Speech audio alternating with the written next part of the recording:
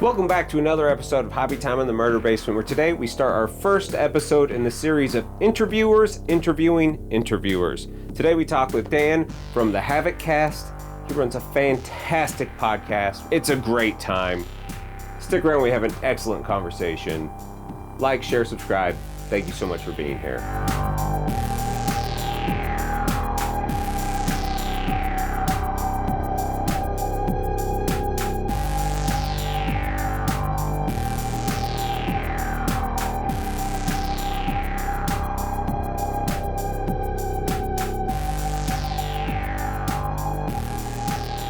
Hey, I am currently working on editing this video right now, and my audio is messed up. It is something that Zoom does. I'm no longer using Zoom anymore to record these, so I'm really sorry about this episode. Stick with it. Dan's worth listening to. I'm just gonna start recording us because fuck it. I mean we're already into it, man. We're already into it. You just like talking. I think that is literally the main thing of that, like, content creators have to do, and specifically podcast stuff. You have to like talking. Sure. I've had people like say, I don't even think I could do it. Like, how do you come up with topics every time? I was like, I don't know. Do you like talking to people? Yeah. Do you like interacting with other human beings ever? Yeah. Yeah. Dude, it's like it's a weird thing. Dan, thank you so much for joining me in the Murder Basement. I'll give you, this is going to be a little bit different. Like, normally I'm interviewing people who are like painters and like, you know, like super hobby nerds, and you are the start of my first in the series of interviewers interviewing interviewers. Okay. I'm down with that. Because I still can't figure out who told me to look up your podcast. Mm-hmm. I can't figure it out. It happened at some point. You do the Havoc Cast. Yep. You go by the handle The Lonely Havoc on Twitter and Instagram. That's the one. And you're a St. Louis boy, or St. Louis adjacent boy, which is awesome because it means that eventually we'll run into each other and we'll get a game in or something. Yeah. You know, it'll be awesome. I claim St. Louis. Yeah. For sure. So, how long have you been doing podcasts?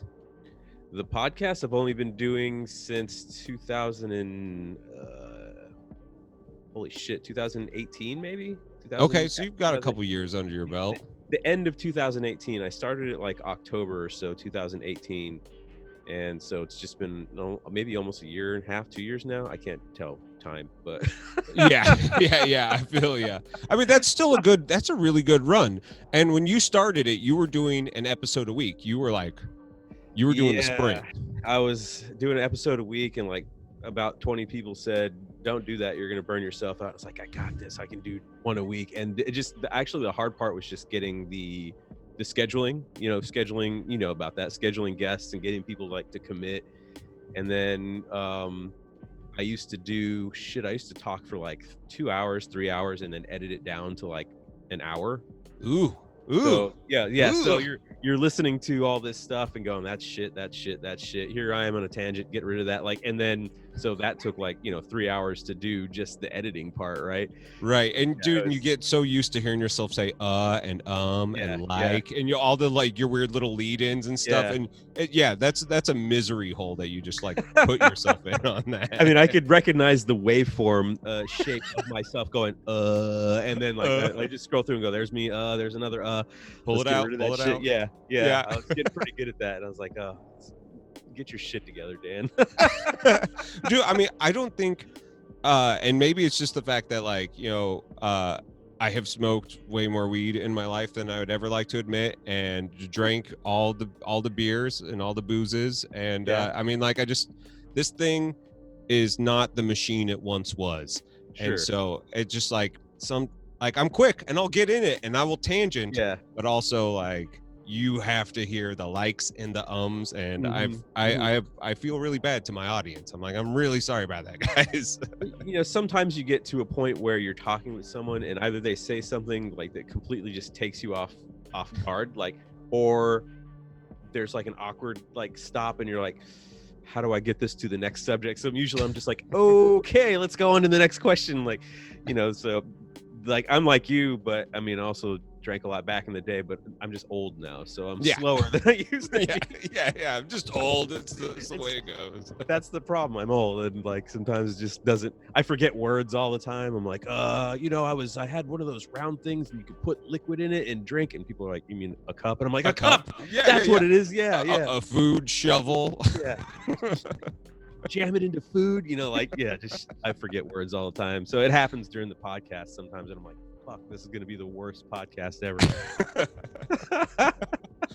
So you are a Warhammer hero, which I am. is fucking amazing. Like when like people talk about like winning contests and you're like, nobody ever fucking wins this contest. They just always make it feel like everybody does it, but you never actually know someone.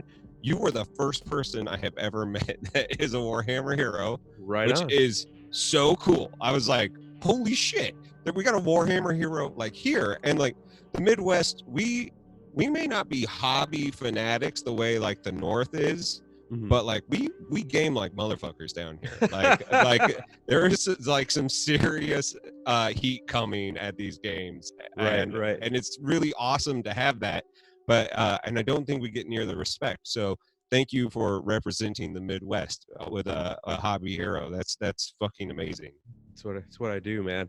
It's one of those things where I wasn't even really sure what the Warhammer Hero thing was. Like I'd heard about it from the previous year, and I was kind of like you. I was like, who are these people? Like, are they like on the GW payroll? Like, what do they do?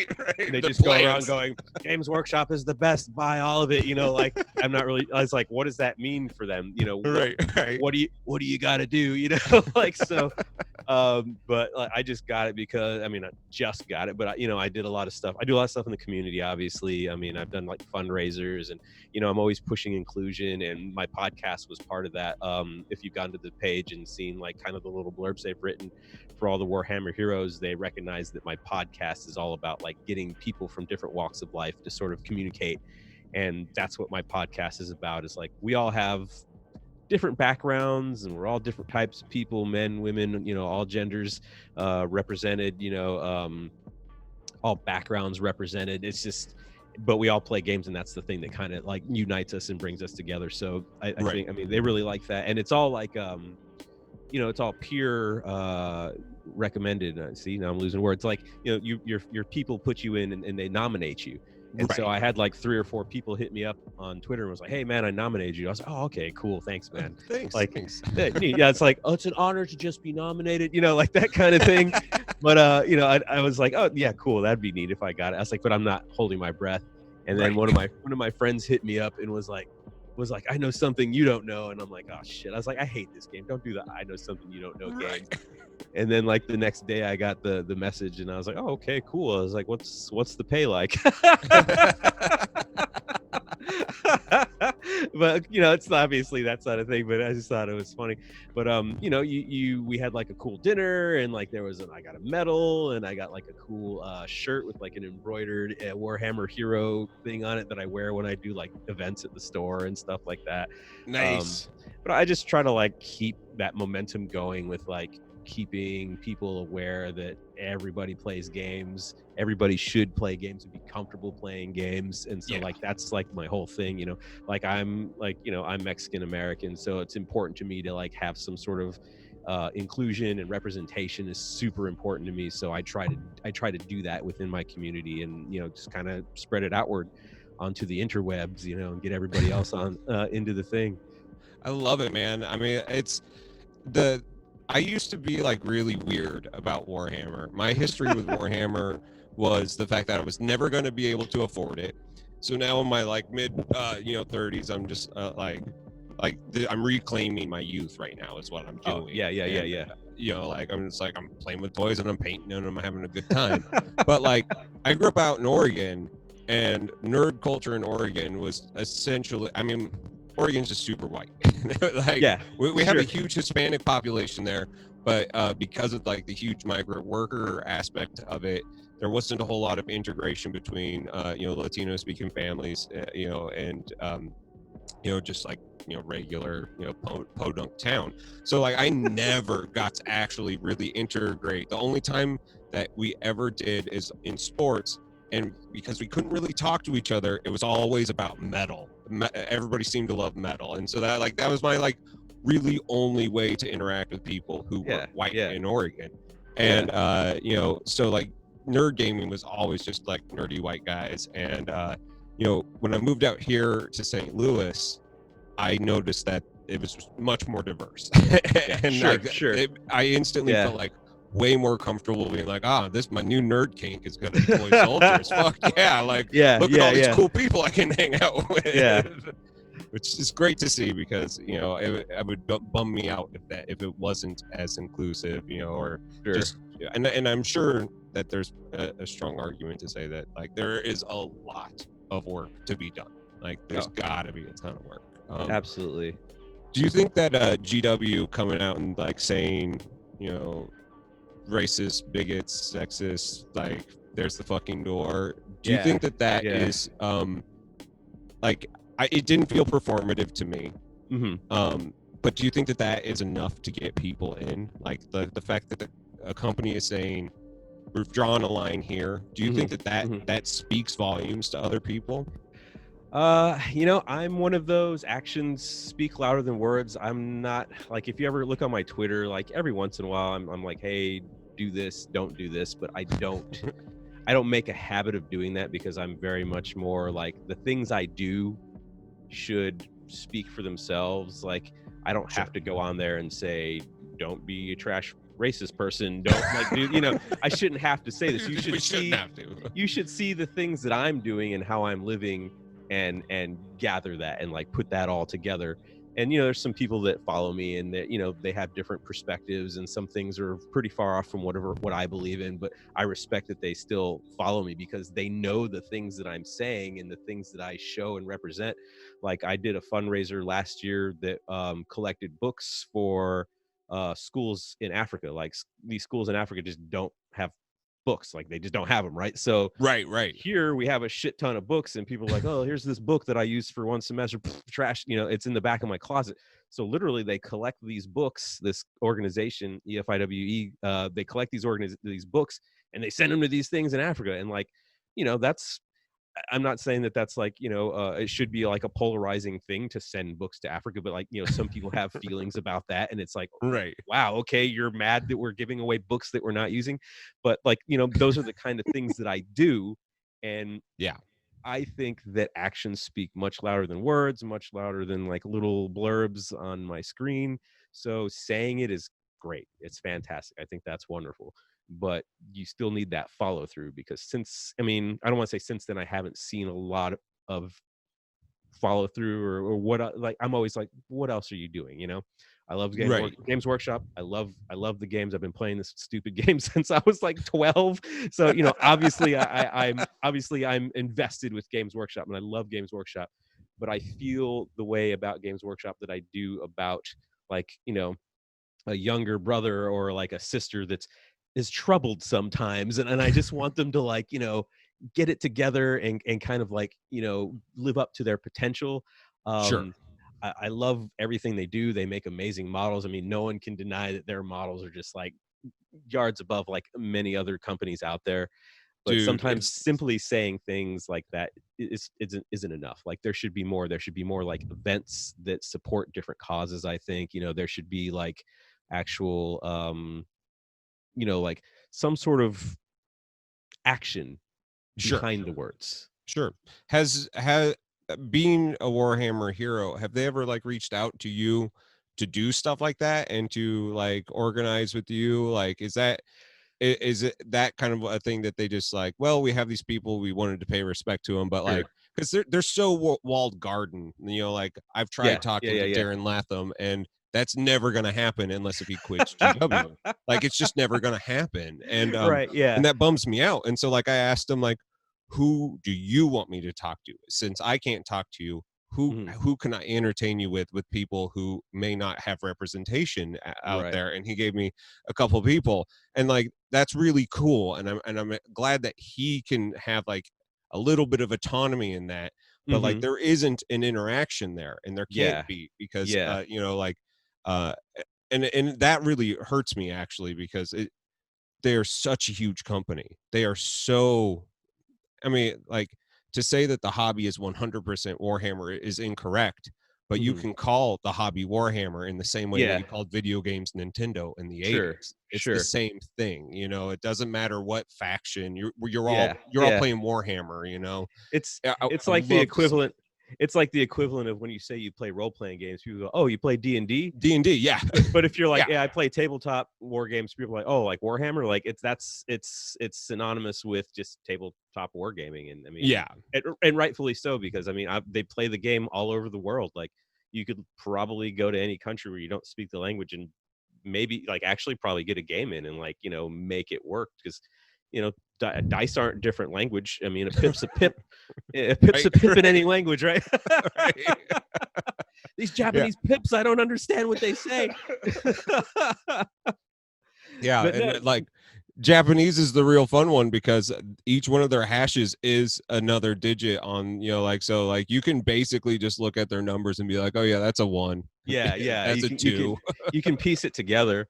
But Yeah. but to answer that question, I mean, there isn't really like a back and forth between the Warhammer Heroes and the company itself.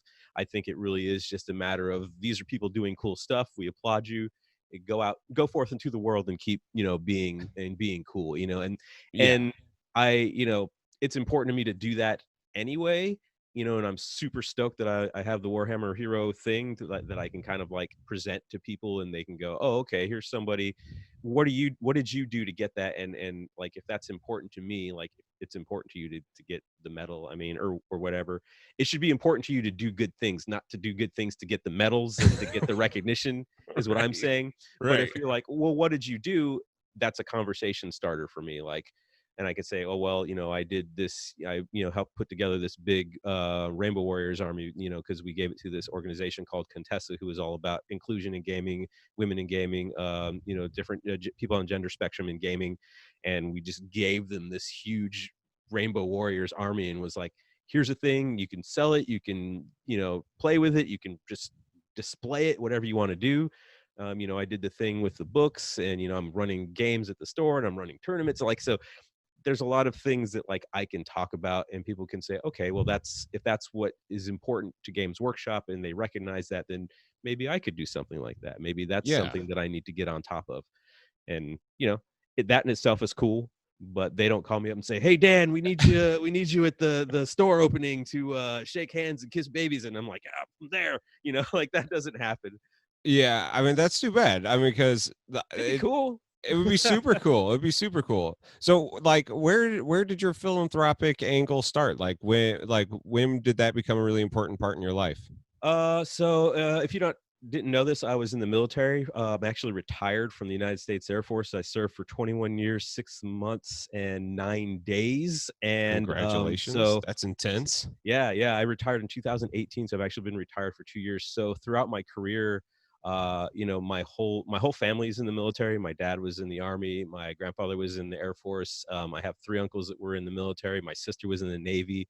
Oh So wow. we're a military family. So Yeah. for us, like serving and doing things for other people is just like what I was brought up doing. Like it's Yeah. important to my family. It's important for us to serve something greater than ourselves. And it sounds cheesy as shit, but it's true. It's like it's super important for my family, and how I was raised was do something for other people, be selfless, and take care of other people. Like I'll give you the shirt off my back if it's cold out, and I'll be cold and I'm fine with that. Like that's just the kind of person I am. Wow. So growing up, it was always like, well, what can we do? Can we volunteer? Can we gather cans of food during Thanksgiving? Can we like serve food during the holidays to whatever, like we always were trying to do something, even if it was small. So whenever I joined the military, there's a lot of you have a lot of opportunity for that as well.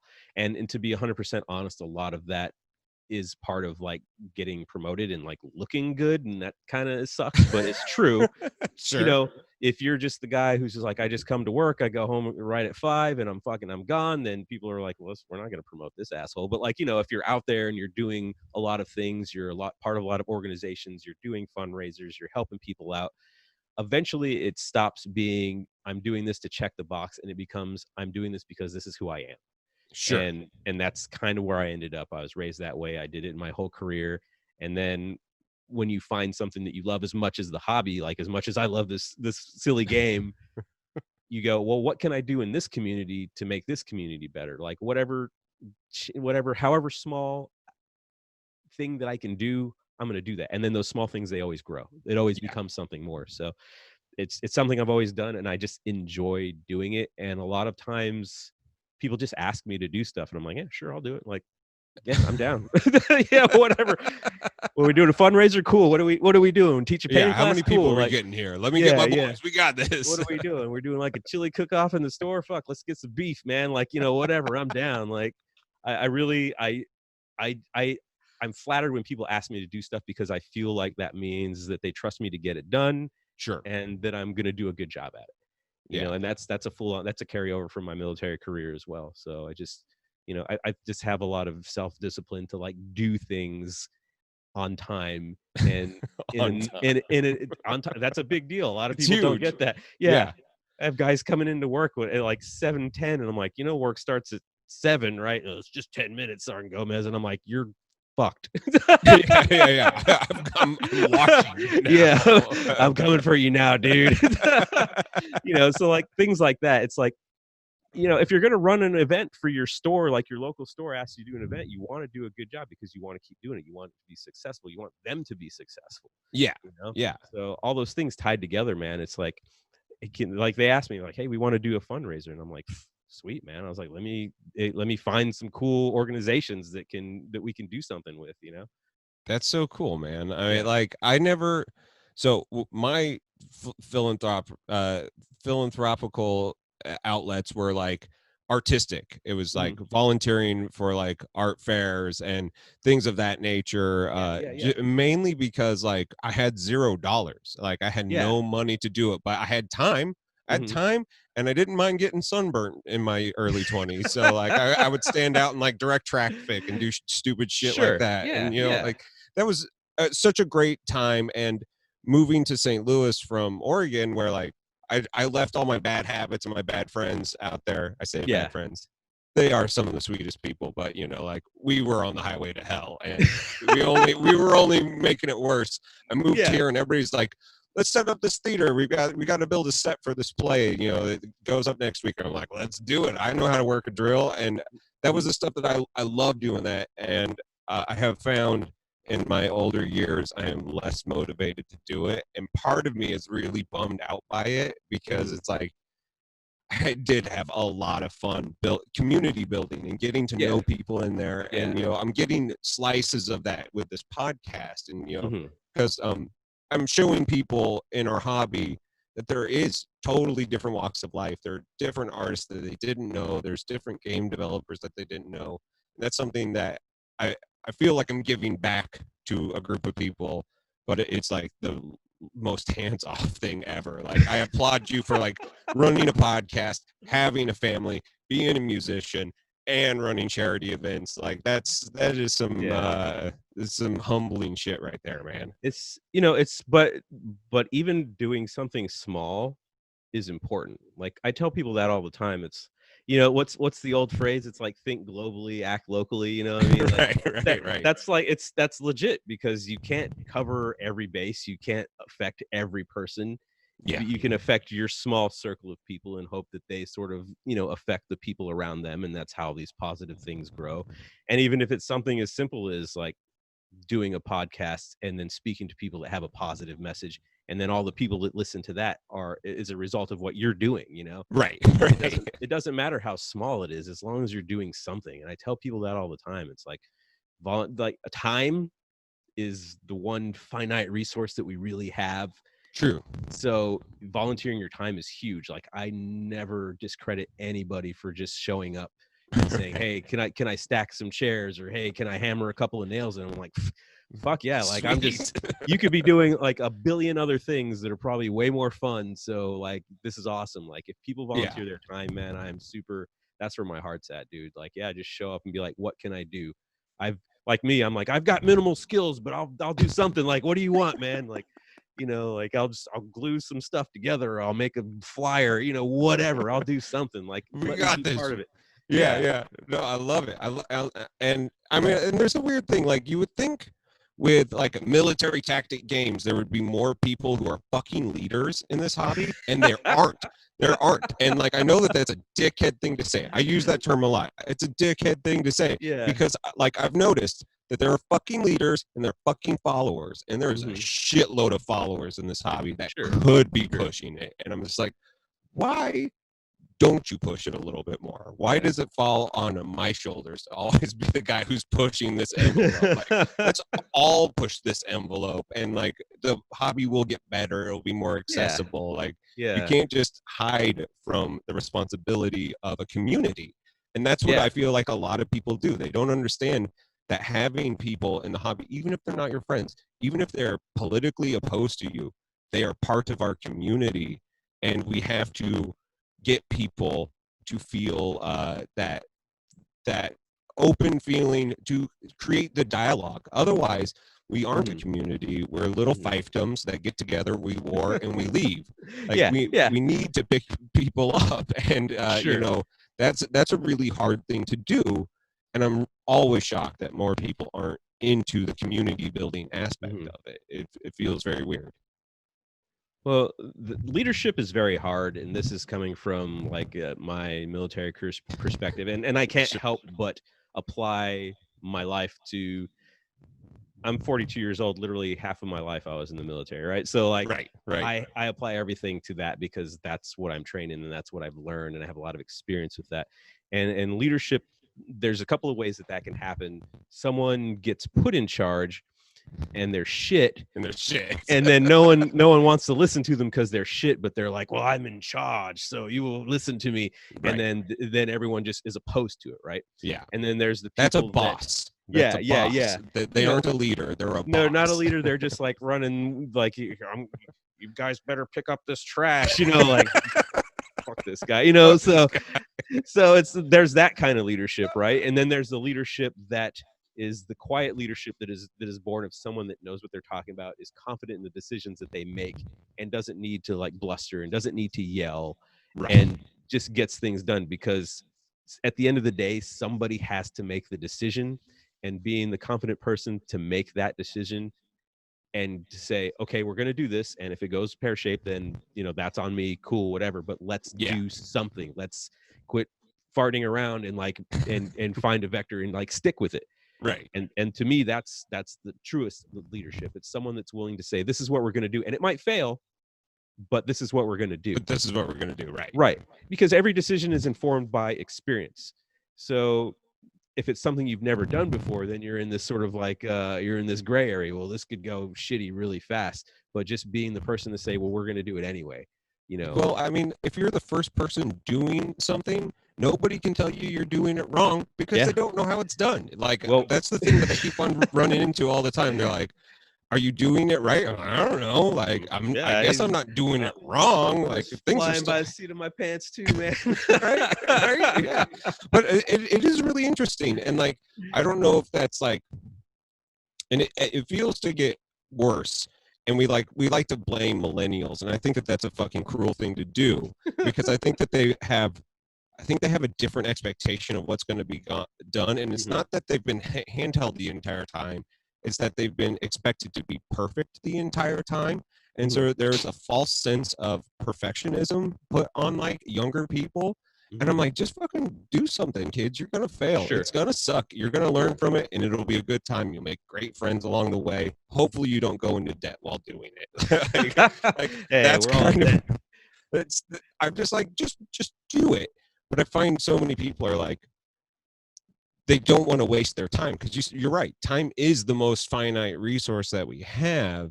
If they don't know it's going to pay off. But like, you know, being a musician, you know that you're going to put a shitload of time into something that like 13 people are going to be fucking into for like a little bit. Yeah. Like, we are used to failing. And I think it's interesting, like I have a daughter, she's 23 years old, so she falls squarely in like the millennial she's thing. there. And you know, so I have a lot of perspective on that as well, and it is very much a case of sort of being in the public eye because of the way social media works. Like every person that age, I feel almost without exception, probably has some sort of social media, probably has some sort of following, Yeah, or something. They're out absolutely. there, right? So if they do something and it doesn't succeed, then you're kind of on this like stage with people looking at you going, well, why didn't this succeed? Like, why did you fail at this? And Right. there's a lot of pressure that comes with sort of living your life wide open like that for everyone to see what you're doing. And you know, I'm an old guy and I'm like trying to figure out like, how does this Twitter work? Like I had to get my daughter to explain like Snapchat to me one day, and I was like, this might be like the most old man situation I've ever been in. I was like, what's a Yeah. Snapchat? Like what Yeah. is this? She's like, oh my God. But Just you know, wait like, till you're on TikTok and your brain is going to explode. You're like, you know, what is happening? I on looked this at thing?" TikTok and I was like, I'm definitely too old for this. I had a friend and he swears to God that this, like, I need to put time into TikTok because that's where this podcast is going to grow. And I was like, Okay. you think that this is where the podcast is going to grow? So I started Yeah. searching podcasts on there, and it was like, this famous star did this thing and I feel this way about it. I'm like, nobody's fucking looking up Warhammer shit on it. Yeah. There's some 15-year-old kid like, hey, where's that podcast where those 40-year-old guys talk about plastic spacemen? It's awesome. Right? Should I do like a dance? Like, I think that's like TikTok is just like all dances now. A dance, a Space Marine dance. A Space Marine dance. Yeah. Like, you know, they're too just far do this away. in front of the camera. Like, boom. Yeah. I mean, I think you got something there. I mean, don't discount any of these ideas right now. We're workshopping. Dude, I mean, like, I will throw everything, including the kitchen sink, at the wall just to see what works, because Sure. like I have learned from my years of being in bands and doing, you know, theater and just putting myself out there, like, there isn't a whole lot that can actually happen to you besides like a couple days of being depressed afterwards, Sure. which Yeah. is never fun. And like, I shouldn't minimize that because, and especially now, we're all very emotionally raw in this country. and just like going through COVID on top of it is like, I get why people right now aren't doing it, but I want to encourage people to like give themselves a hug, pat them on the back for their efforts so far, and let them know that this like road, there's cool stuff down the road. We just have to get there. And like, that's why I want people to like pick each other up and get them to the place where we're all like happy and we can play again and life can be somewhat back to normal. And you know, it feels weird right now. Like, what's normal anymore though? Really, like, right? What it's, we're gonna find a new normal, and hopefully it's a better situation than before. So true. I think that we got a little disconnected, and you know, my wife, she like has watched me do all these things, and she's like, gaming has actually been the best thing for me as far as like emotionally and spiritually fulfilling. Rolling dice and pulling little plastic guys off of a table because I suck at rolling dice is like something that has built a community that is some of the best friends I've ever met. People from all different walks of life. Like it's not just the nerdy white guy. It's there is a lot going on there, and it's very exciting. So I am quite excited to see what the future holds. I think the next couple of years in the hobby are going to be fucking amazing. I mean, if you look at just like shit, think about like 10 years ago. Like, I remember being like embarrassed to tell people that I played Warhammer. Like, I would be like, oh yeah, I'm a musician, I play games, and you know, like I do some other stuff, and I go out and I drink and I play games. You know, like it just kind of like minimize it, like. But now it's like everyone's watching Critical Role and they're into D&D and RPGs are like a thing that you can do, and like people aren't like, oh, what's that? They're like, oh, cool, yeah, I watch Critical Role and I do this, and it's like, you know, the world has opened up. Like board gaming, you know, has like exploded, and I mean, board games are just gateway drugs into Warhammer as far as I'm concerned. You know, like yep, that's exactly if you play Catan, you'll play Warhammer. Like, so it's like, you know, people come over, hey, you want to play some board games? You like something more complex? Come down to the basement and let me show you. I have a table. It's a 4x6. It has got some very cool terrain features on it. Oh man, like, so it's, I think in the last just like decade or maybe even less, like it's just really picked up to be like geek is acceptable or whatever you want to call it, Sure. So I mean, I'm just excited about that, the whole thing being more mainstream in general, and just being like an acceptable, like, it's acceptable to play sports and to do fantasy football, but then Right. you're like, oh, you play games, people are still kind of like, oh, okay, but like I think those people just don't understand, and they haven't experienced like just like how goofy fun it is. Right. Oh, absolutely. I mean, I've always been a gamer, mainly video games, and I've only actually been in the hobby for the last like 2 years Mhm. because like I got into Kingdom Death and I was like, Yeah. I love these models. This is some Oh, cool shit. And you like, love them models. Mhm. yeah. I'm more the monster guys. Like Oh, I'm working on like okay. creature caster stuff right now. Like I, Nice. I like the big baddies, but Uh-huh. there was just something about like looking at it. And my buddy was like, you know what's a cool model? I was like, I don't know, what is it? And he's like, Abaddon. Abaddon's a cool model. I'm like, oh Abaddon is a really? cool And model. then he like showed me a photo. I'm like, yeah, actually, Abaddon's a cool model. That is cool. Yeah, I need it. and then he I need showed me that some Abaddon, man. like AdMech, and he's like, look at these Yeah. things, and I was Yeah. like, oh, okay, I guess I'm doing this. And so like that was my intro into it. And I've never been like leery of the nerd kink that comes along with it. I'm just like, yeah, know what, I live this out loud, it's fine. Yeah.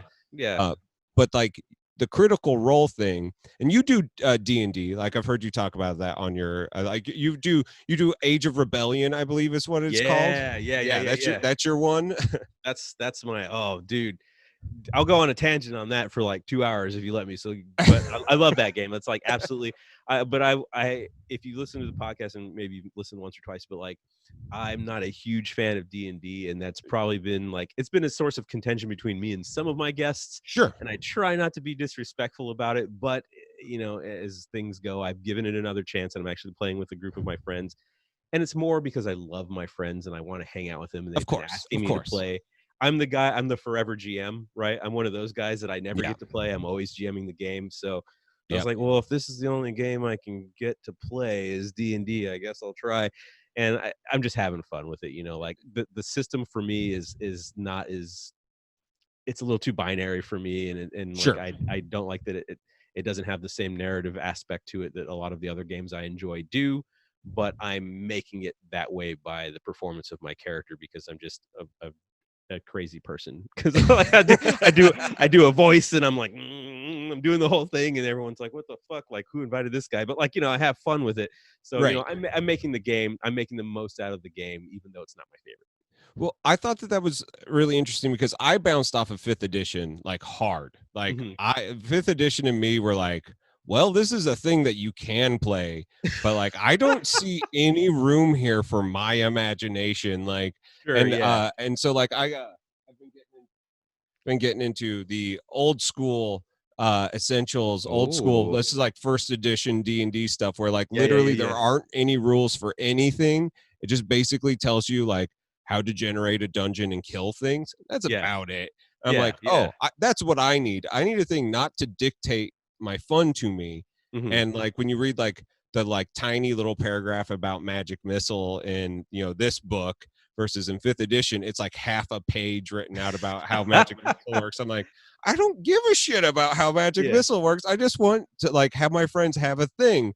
And yeah, it just felt like I felt the weight of fifth edition like didn't allow me to have fun in it. And I sure. have had fun with fifth edition, but I am like way more into all the other like systems because there's so many cool people working on RPGs right now. And I think with Oh, yeah. Critical Role bringing so much attention to this place, you Mhm. get like Tales from the Loop. I don't know if you like read that book. Yeah, Book yeah, is I've checked it fucking out. cool as hell, Yeah, man. I've I was checked it like, out. this is so cool. Yeah, I get that totally, because I think what we're seeing is like, I don't want to analyze it too much and sound like a sportscaster or some shit, but like what you're seeing is like people want to get into this game, right? And these Yeah, are people that don't have a lot of like experience in role playing games. So like if you've played a role playing game, you come into a new role playing game understanding a lot of the concepts already. It doesn't yeah, have to like I gotta pretend to be someone else. What the fuck, you know? Like you're not. You're just like, all right, who am I gonna pretend to be? What classes and shit are in this game? But Right. like people that have watched Critical Role because they like the performance of it and they're interested and they've never played a role playing game, they need a lot of training wheels. They need the handheld a little bit more. Sure, So I think of course. those sort of things are a result of that. It's like, this is exactly what you do. If you don't describe magic missile like this, it does not work in the game, you know, but maybe not that extreme, but you know, like No, but they need you guys, that input.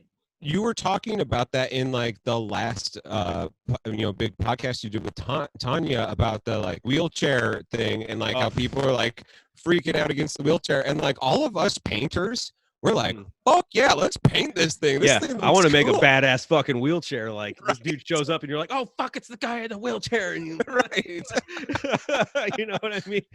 Like these guys, I don't know, man. Like my mind was blown reading that Twitter thread about it. I'm like, really? This is a game with like dragons and undead people running around in the wheelchairs. What's messing you up? Because it's not realistic. Like get the fuck out of here, man. Like you literally.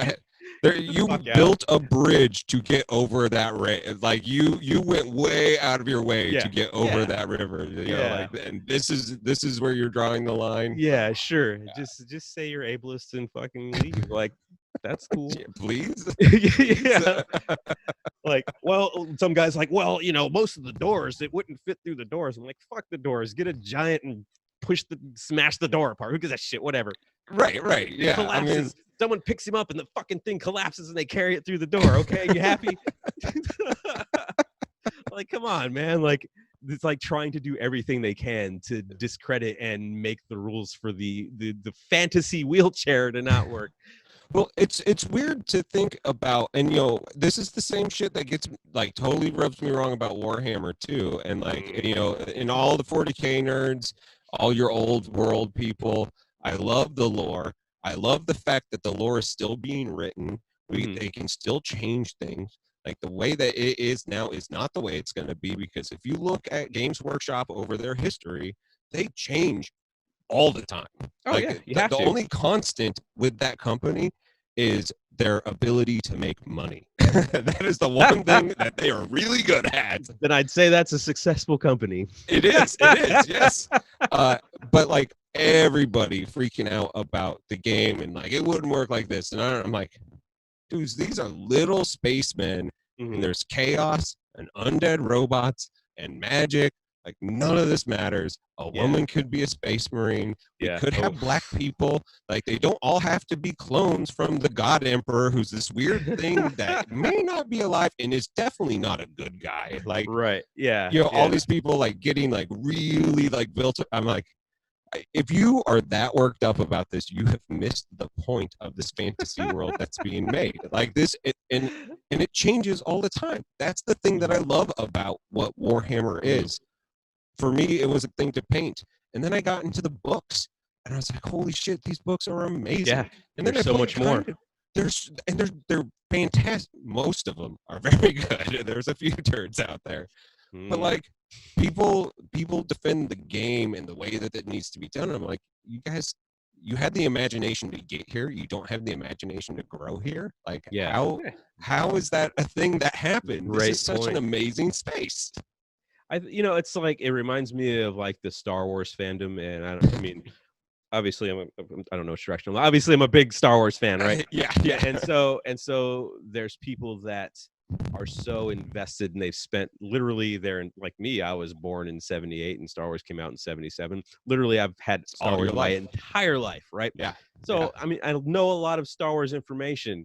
Yeah, I would probably be a fucking doctor by now if I knew as much about the human body as I did Star Wars, right? Like, I know so much about it. So, but there's Warhammer guys that are probably the same way, where they're deeply invested in the lore because maybe that's the thing that captured their imagination. So to them, these are these are facts to them. You can't change this information. These are facts. This is what my whole fandom in my world is built on. And then someone comes along, they're like, you know what?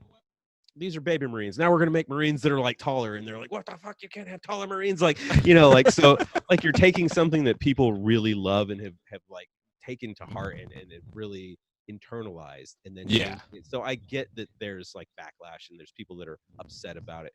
But like you, it's like, well, let's grow with it. Like, you know, find something you like about this new story and be into that, because it's not going to change. You being mad is not going to change shit. You know, maybe we could march on Games Workshop or something. I don't know, but like you being mad about it and just being a dick online to people that are into it, it doesn't change anything. But no one's stopping you from playing the old rules the old way, and that's totally cool. You could do that. I mean, you're gonna have a hard time getting a game, but nobody does that. Yeah, you can do the hobby. Nobody's going back to 8th. Nobody. No. Like, hey, you guys want to play 6th edition with formations and shit? And like, no. Scatter dice, get the fuck out of here. Hey, I love scatter dice. Scatter dice are amazing. I love the idea of it. I've never played a game with it. And I'm just like, I don't know, man. Like that just seems like a good way to fuck up a pretty good game. Hey guys, we just fucking shot ourselves. You're like watching the fucking bomb come at you. Like it would happen every time. Okay, so this scatters right back onto my guys. Okay, awesome. I love awesome. I just deep struck these Terminators and rolled a 1. Now they're all dead. Oh, this game's fucking great. I'm glad I showed up. Yeah, right. This is so fantastic. That's like my new thing now. It's like, oh, I'm glad we're playing this game. Oh, it's so good. It's so great. Well, I mean, like I play Slanesh. Like my whole thing is like the shooty guys, they're fine. But like it's really funny when you have an entire table of seekers like coming over because they move so fast. And like 8th edition, like once something touches, it's shut down. You know, it's not shooting anymore. Like you could shut down a board pretty quickly. But if you didn't make contact that first turn, it was over. Like you know, like I always knew by the end of the first turn whether or not I was going to have a really fun 3 hours or a really boring 3 hours. And that's not a good place to be. I wish there was a little bit more back and forth with it. Actually, I wish there was a lot more back and forth with it. Yeah. But I love playing teams that like nobody knows what to deal with. They're like, "What are you doing right now?" And I'm like, "It's getting weird with it. That's what's happening. You've never seen this before." Right. You know, there's a lot of like common builds, and you know, there's people that like they look at all the competitive scene and they kind of go, okay, this is the cool thing, this is the meta, this is the meta right now. And when people say that, I'm like, come on, man, like this is just a game store. There's a kid over there with the start collecting box. Like he doesn't give a shit. He just wants to be excited and play a game, right? We don't need to like be meta players. I mean, I love competitive play. I think there's a time and place for it. I think like an open play night at your local store, maybe, and you're like, hey, we got this kid and it's his first game, and you're like, yeah, let's fuck this kid up, you know, like those kind of guys. I'm like, get out of here, dude. Like, but there's so many builds that are pretty common that I just can't. I can't bring myself to build the common list and play that because it's not me. It's not my idea, and it works and it wins games, but it doesn't feel right to me to do that. It's like wearing someone else's fucking underwear, man. Like I'm I'm really not into that, you know. So like maybe I'll take some of the concepts and the ideas. Like I'll bring Death Guard and everyone's like, oh, are you doing the bombs, the grenades? Like you can throw like 10 grenades, and I'm like, no, because I'm just not into that. Like sure, I lose a lot. Yeah. Me too. Because I just want to make a fun list. I was like, I like this model that sucks, but I'm gonna run it. Like I had a whole, like there was a podcast that I was talking about the Vespid army. Like I'm like, just come in with like all Vespid, which is like one of the worst like things in the Tau book. Like if you run Tau and you run Vespid, you're just not smart. You're not using the points right. But like, why not do it? Just be like, hey, I'm the fucking Vespid guy. And like come in with like your Vespid and just, you know, like just do something that's fun. Like don't follow the thing. Winning's nice. I like winning. It's fantastic. But I'd rather win by playing well with a suboptimal list than taking like the most optimized list I can and then playing someone else who's there to have fun and just like crushing their dick in, you know, like that's not fun. No, it isn't. And like, you know, I like the escalation league sort of thing where you start small and build big. Cause I realize that I actually don't like Warhammer games that are over like 1,200 points. I think the game kind of collapses in on itself at that point. Yeah. And like, I would rather spend like an hour less time trying to like figure out whether or not this is going to work and just have a game that like I got all the cool things on the field that I want to. I'm probably still going to die, but I like, you know, you can make things happen really, you know, you can still have a good show. Like I play one of my, you know, best friends who got me into the hobby is a big Drukari guy. I went out after him, with, again, the Slanesh doing weird things. And like, he was just like, you are so dead. I'm like, I don't know, man. Like, you've never played a team like this. Right. And Yeah. I bodied him, Nice. absolutely bodied him. He's like, I need to get a couple more. I can't even remember what he said. A couple more abominations or whatever. I was like, I don't think that would have helped you. Dude. Yeah. Like, I think your team doesn't like things that are faster than it. I think that's where it falls apart. And that's a fast moving army. And when you're met with something that's similar to you in play style, you're just not expecting it. Yeah. And like, I've watched him like just mess up, like, especially Death Guard players here. And you're just like, ooh, man, no, Death Watch. Yeah, Death Watch people, like, Okay, that's the people, yeah, like, you're like, they get some things on, but when he's like, it's funny watching him play because he plays a really aggressive game. It instantly goes from, this is just a friendly, funny game, into like talking mad shit, and it's the most intense thing you've ever been in, and like, going for blood. Yeah, I love watching him play. It's hilarious. So what got you into the hobby? Back on track. What you said, you've been doing this since you were 12. Yeah. How did that happen? So my dad is actually a war gamer. Nice. He used to play like historical battles. Like, he was real big into like Napoleonic Wars, like a lot of Civil War battles. But this is like 15 millimeter, like, they're little tiny guys. Yeah. He was really into that, and he actually had it. We were stationed in Hawaii at the time at Schofield Barracks, and like, I was super young, like 9, 10, or however old. And so his gaming club, they would start playing like on Saturday, and they wouldn't finish up till like Sunday afternoon. Like, they would just play all night and shit. Oh wow. It's like a dozen or so guys, and they actually had it on base. It was really cool. They had like their own little room on base, and it was just a couple of tables in this nice room. And like, my mom and I would go and like bring him food, or like just kind of hang out. And then, what little kid sees that shit and was like, oh, that's lame. I was like, this is the most cool shit I've ever seen. Like, I was just like, oh, so amazing. My dad's like, whoa, you don't understand this shit. Like, he was just like, kind of like, you're not ready for it yet, and then like, they started playing Warhammer Fantasy Battle, and that was maybe like this first, second, third edition maybe of Warhammer Fantasy Battle. And I really like those models. Like, oh, those are really cool. Like, I'm into that. But like, I'm a Star Wars guy. I've always liked sci-fi. And then one day he brings home the Warhammer 40K Rogue Trader rulebook, the first edition, and he puts it down on the table, and he's like, hey, check this out. This is like the future version of the game that I've been playing. And I read that book, and it just blew like my fucking mind completely. Like, I loved that book. I read that book like hundreds of times, like literally front to back, every single word, every single caption, every single little hidden blurb, like in all the artwork in those, in all those things. Like, I love that book. Like, it totally grabbed my imagination. Like, I just was like, this is the shit. Like, this world is amazing. And so my dad slowly started collecting some Space Marine stuff, and he had some Eldar stuff, and I still kind of played a little bit. Like, the rules were not great back then. Right. Rogue Trader rules were like a little like, they've done a lot of work since then. Yes, they have. But I've literally been playing since Rogue Trader came out. Like, that book was new whenever I started getting into it. Wow. Yeah. Wow. So ever since then, I've been playing, off and on. And there was times like, I had gotten married and joined the military, so there was some time that I just didn't play. But I was always like in the back of my mind, or I'd go by the game store and pick up a White Dwarf and kind of see what was happening. And then I got back into it really hard in 2010. Okay. 2010.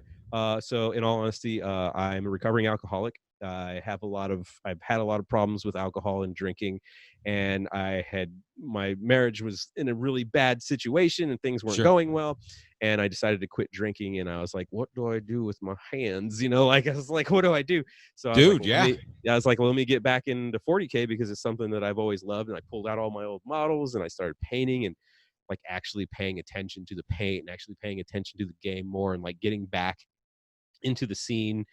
And then maybe it's people with addictions, like Warhammer really speaks to them. Yeah, dude. It's another way, and it's a great way to spend your money. Like, it's just another thing that you can grab onto. And it honestly really, and it sounds cheesy as shit, it really saved me in a very hard time in my life, because when you're focusing on painting and building models, your mind is there. Your mind is focusing on that.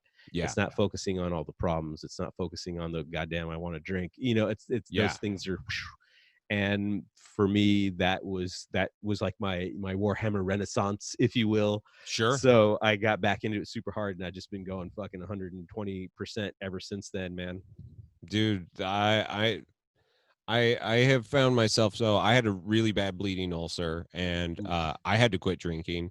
Yeah. And I didn't realize in the choice of actually having to quit drinking, I had to come to the realism that the reality that I am like a functional alcoholic. I Sure. have this as part of me. I had my first drink in a year the other day, and I fucking had so much guilt from it, and like it like reset the clock on me. Yeah. And I was just like, this is a devastating feeling. And Sure. while at the time I had a really good time, we were hanging out with some friends, and I was supporting a local business. And, I was like, they make their money off their drinks, so we better get a drink.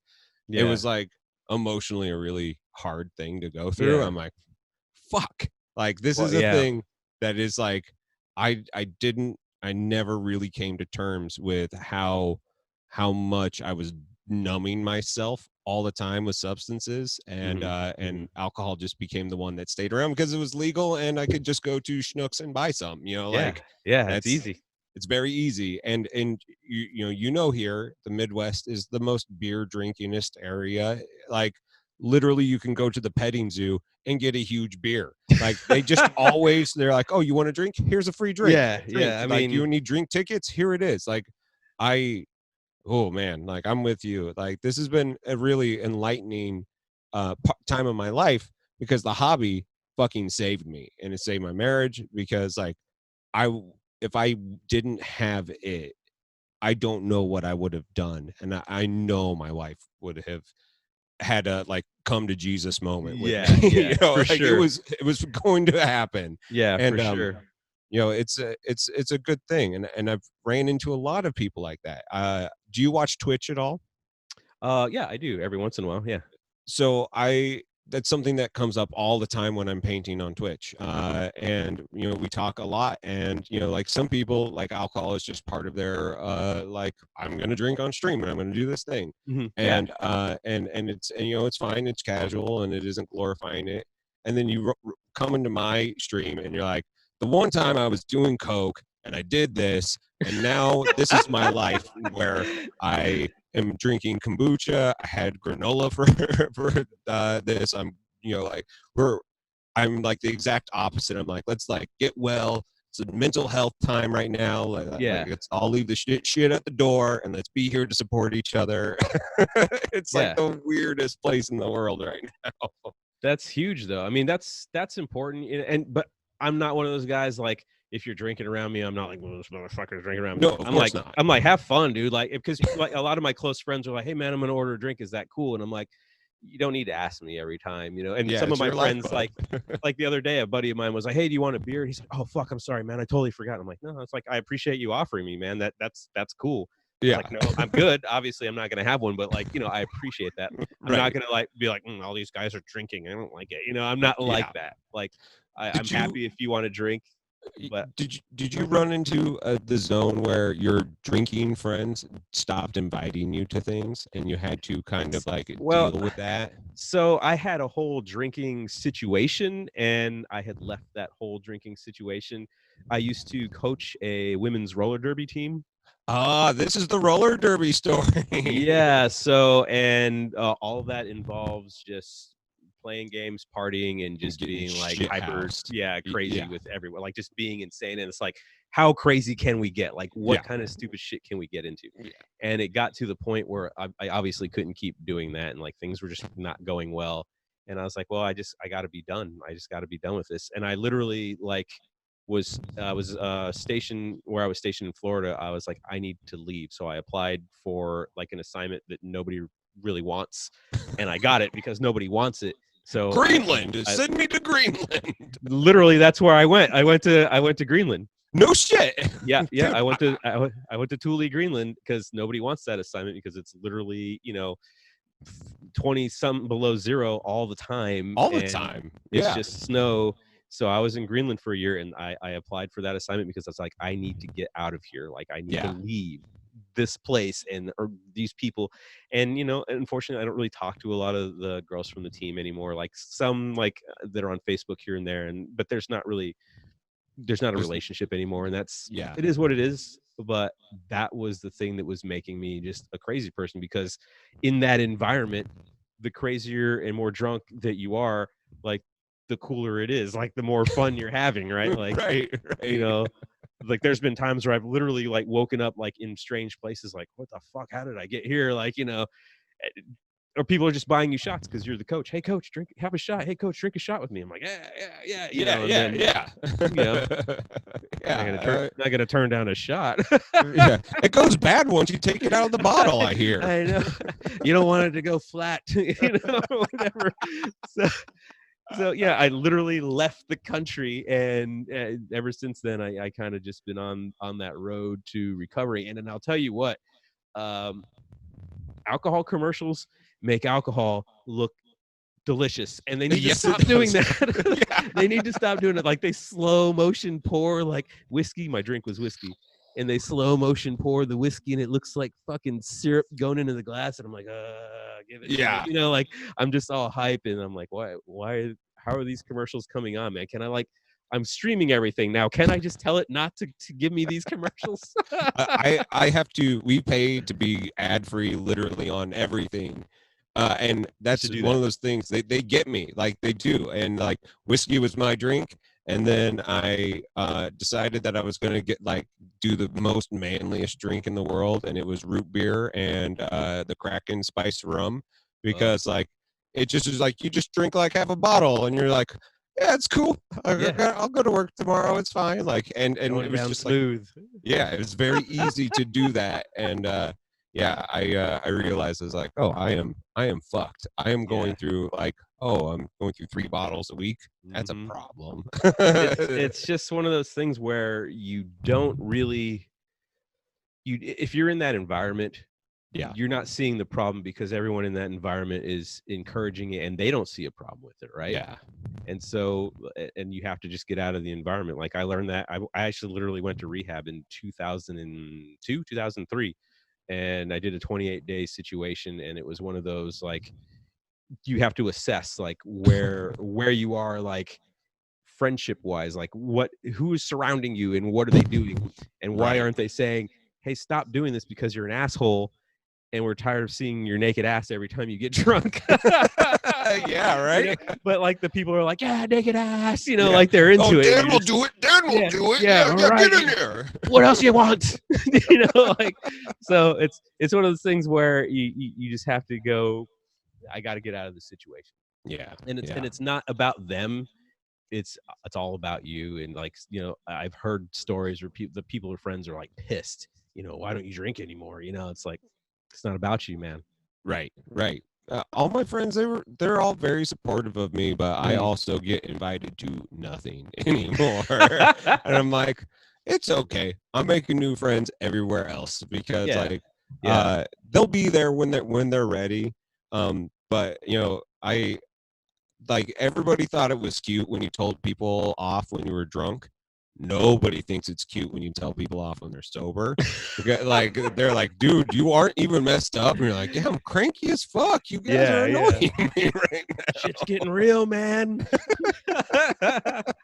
Dude, my friends that I have now are actually all guys I met playing at the game store. Like all my closest buddies, like these are guys like when I met them, 9 years ago.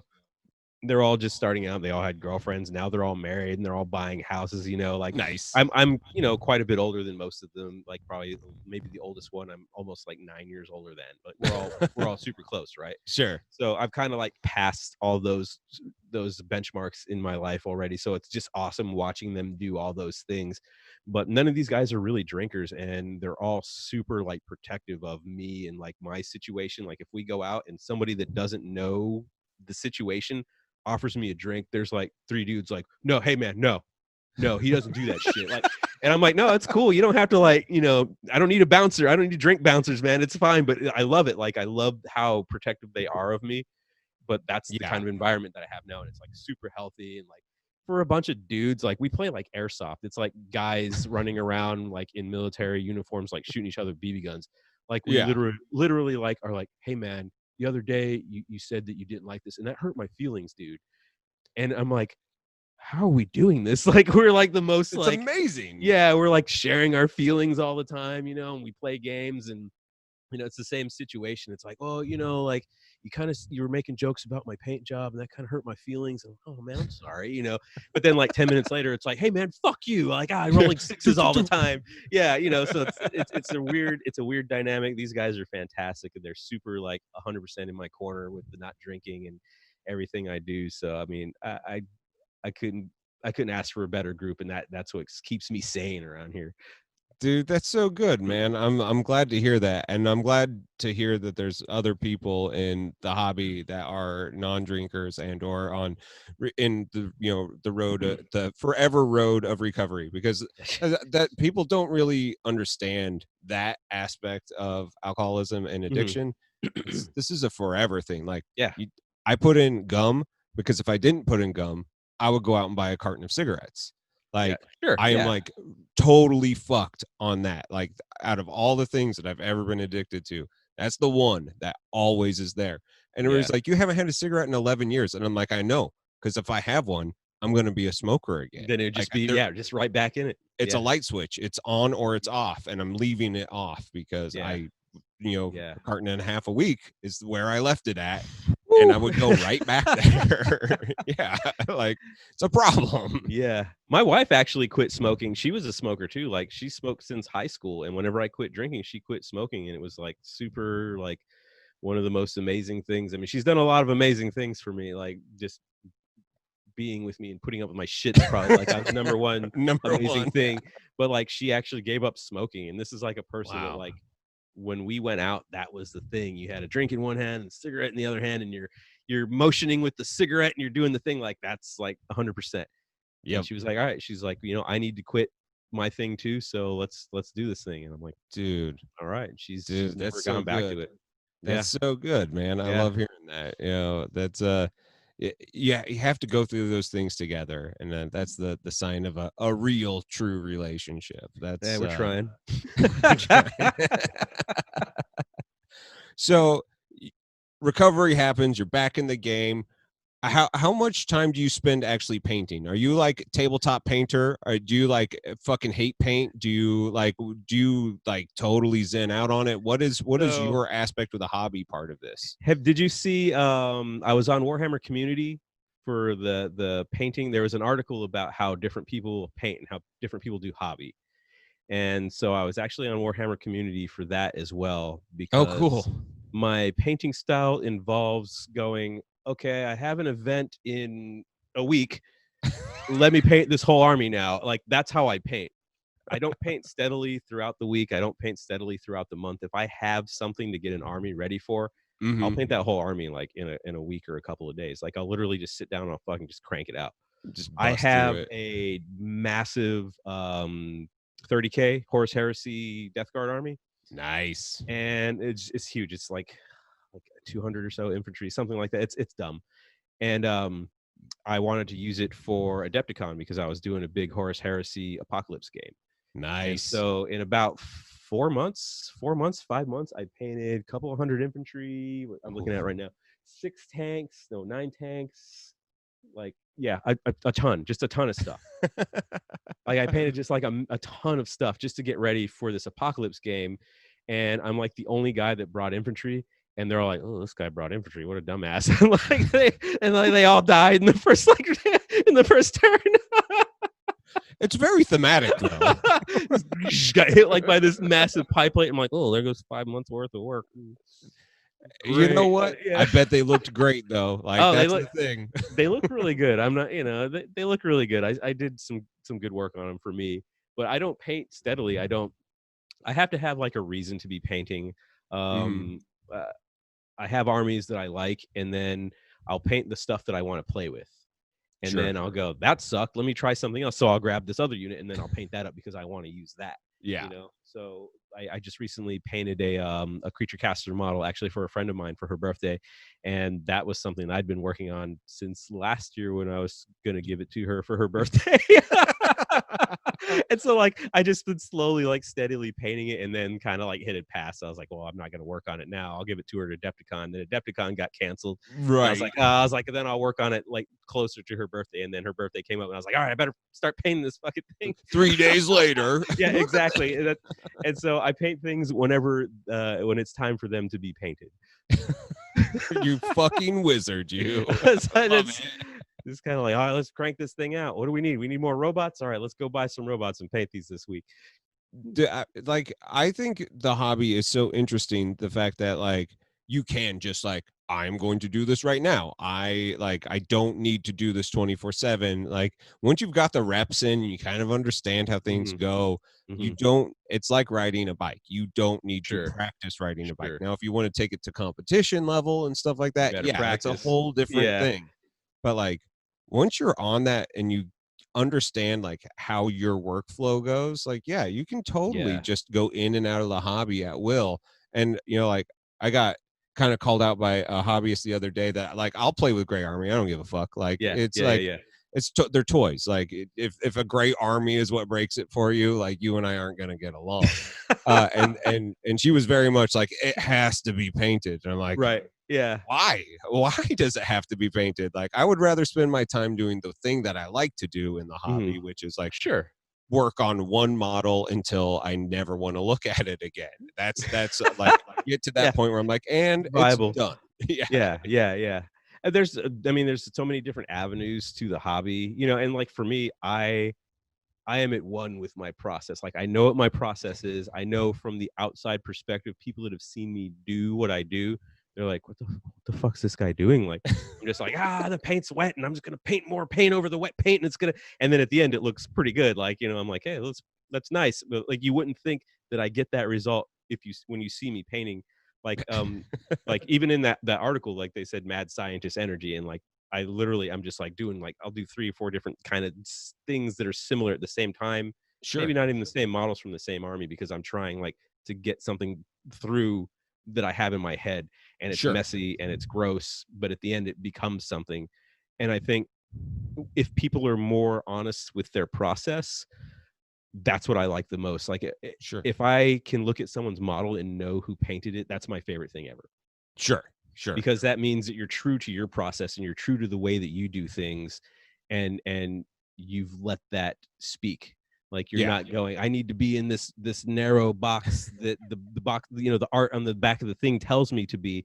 You're doing your thing the way you want to do it, and you're okay with that, because that, to me, that speaks like a lot of confidence. You know, like maybe I'm not the best painter, but I'm awesome like with mixing colors together and making things stand out.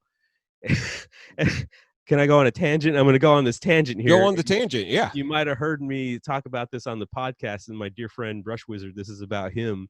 We were at the Adepticon in 2017, 18.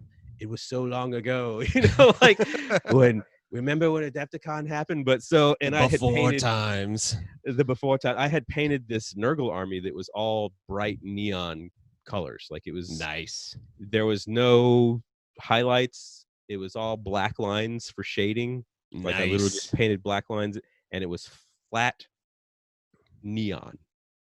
And I had so many people come up to me like, that's amazing. That looks so awesome. And my buddy Brush Wizard, my friend Scott, he's amazing. Check him out at Brush Wizard. And he is sitting next to me, and his stuff is like mind-blowing, fantastic, right? This guy paints like mini murals like on shoulder pads and things like that. Yeah. And people are like, oh, that's cool. Hey, look at these neon Marines. Like, this is amazing. Like, how did you do this? And I'm like, well, I got neon paint and I put it in my airbrush and then I painted it on. And like, you know, that's literally the process. And he's like, man, I spent hours on these models. And I'm like, yeah, this whole thing took me like a day to do almost all of them. You know, but I was true to my process. I was like, this is my vision, and I don't care that it's not this, you know, everything is lined and edged, and I don't care. I want to do the thing I want to do. Well, and like once they're on the table, nobody gives a shit. Like that's the problem when it comes to like army painting. And I love when people put the time in and to do it. But I'm Sure. also like huge stylistic fan. Like Mhm, I mhm. love like when you have an idea. Like I love 90s comic books. I'm a couple years Yeah. younger than you. I want all my shit to look like Spawn, a little grimdark, but also neon purple. Like it Yeah, needs yeah, to yeah, be yeah. like weird and bright and like Mhm. so I have always done that. Like always like when I'm thinning down my paints and I'm making my like color blends and stuff, it always starts at like a primary color or like a secondary color. It's not an offshoot of them. No, it's like it's fucking purple.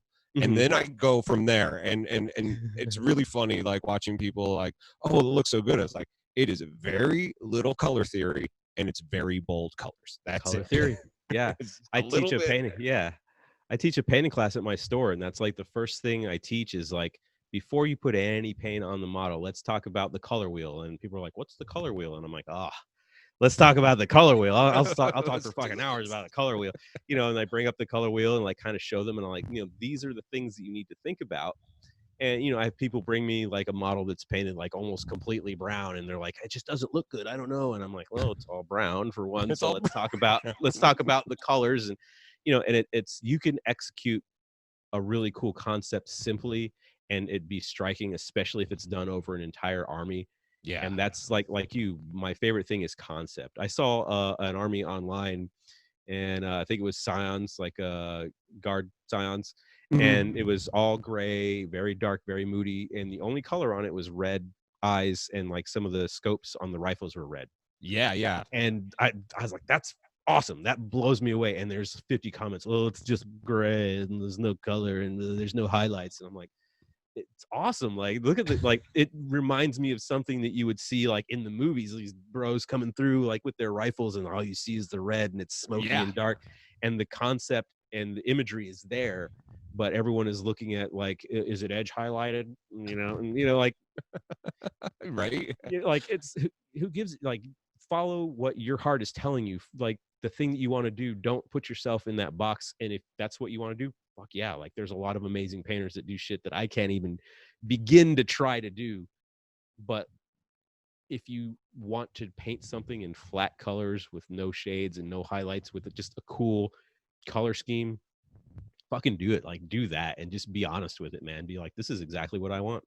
Fuck Right. Right. it. The effort is not lost on anybody. Like when Yeah. you see it, it's so cool. And like I always feel bad for the people who find themselves being so decision paralysis. Mhm. I talked with the guys from Hobby Knockout, and Matt was like, I need box art to tell me where to go. And I'm like, Sure. I Sure. don't want box art because I actually don't like the heavy metal look. It's not that it's bad. It's the fact that I don't want to spend that much time trying to replicate it. Yeah. Yeah. Like, Sure. Yeah. like it's not that it's bad. It's just that it's a bad waste of my time. Sure. So it's interesting to see how certain people push off of it. And working on Twitch, people ask you questions all the time, and like I'm having like I use inks. My favorite thing is these Daler-Rowney inks because they blow Oh through an yeah. airbrush like beautifully. Yeah. If you use gloss varnish in them, they set really good, so you can like go back over them and not have to worry about peeling them up because sometimes Uh-huh. they're a little fragile. Like I get really weird with it. So like half of my Mhm. models are super flat and the other half is like gloss varnish because I'm Yeah. mixing gloss varnish in with my inks. And Yeah. like, what are you gonna do? It's like I'm gonna flat varnish it Yeah. at the Yeah. I'll, end. I'm not yeah. gonna I'll leave it flatten them like down, this. man. It'll be fine. But like, if you want color blends like this, you can do this without an airbrush. Just get a big ass dumb brush and smear it on. It's fine. and I'll do that, and people are just like, I didn't think it was gonna come together, but here it is. I'm like, Yeah. Yeah. seriously, like just take a little time, understand your tools. And I Mhm. think that's the other thing. People don't experiment enough to understand their tools I either. agree with that Yeah. 100%. And man, I mean, that's some of the best stuff. Like figure out your process Dude, and you'll have so much more fun in the hobby.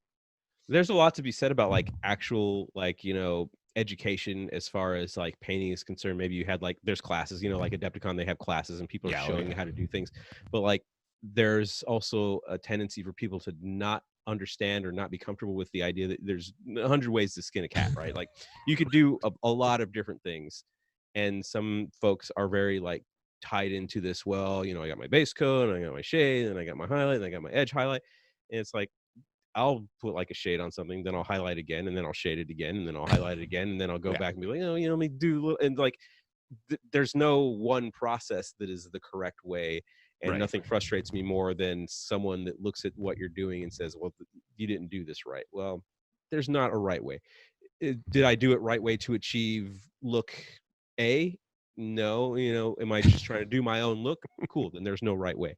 Right. But once you understand that you can do whatever the fuck you want, I think that gives you so much freedom to like try different stuff. Like I've seen guys putting like typhus corrosion over an entire model, and at first I'm like, what are they doing? And then after a while, I'm like, after a while I'm like, oh, that's kind of cool. Like I see guys like online like gluing texture and sand to the model itself, and like I seen one guy who uses like wire, like thin wire, and he like wraps it and does all these things, and it's sculptural. Like it stops being like a model and becomes sculptural. And at first I was like, what the fuck's that guy doing? Like, and then I'm like, that's amazing. Like I would never have thought to like add these elements into these things. And so going outside of the box is just, it's inspiring. So yeah, no, be inspired.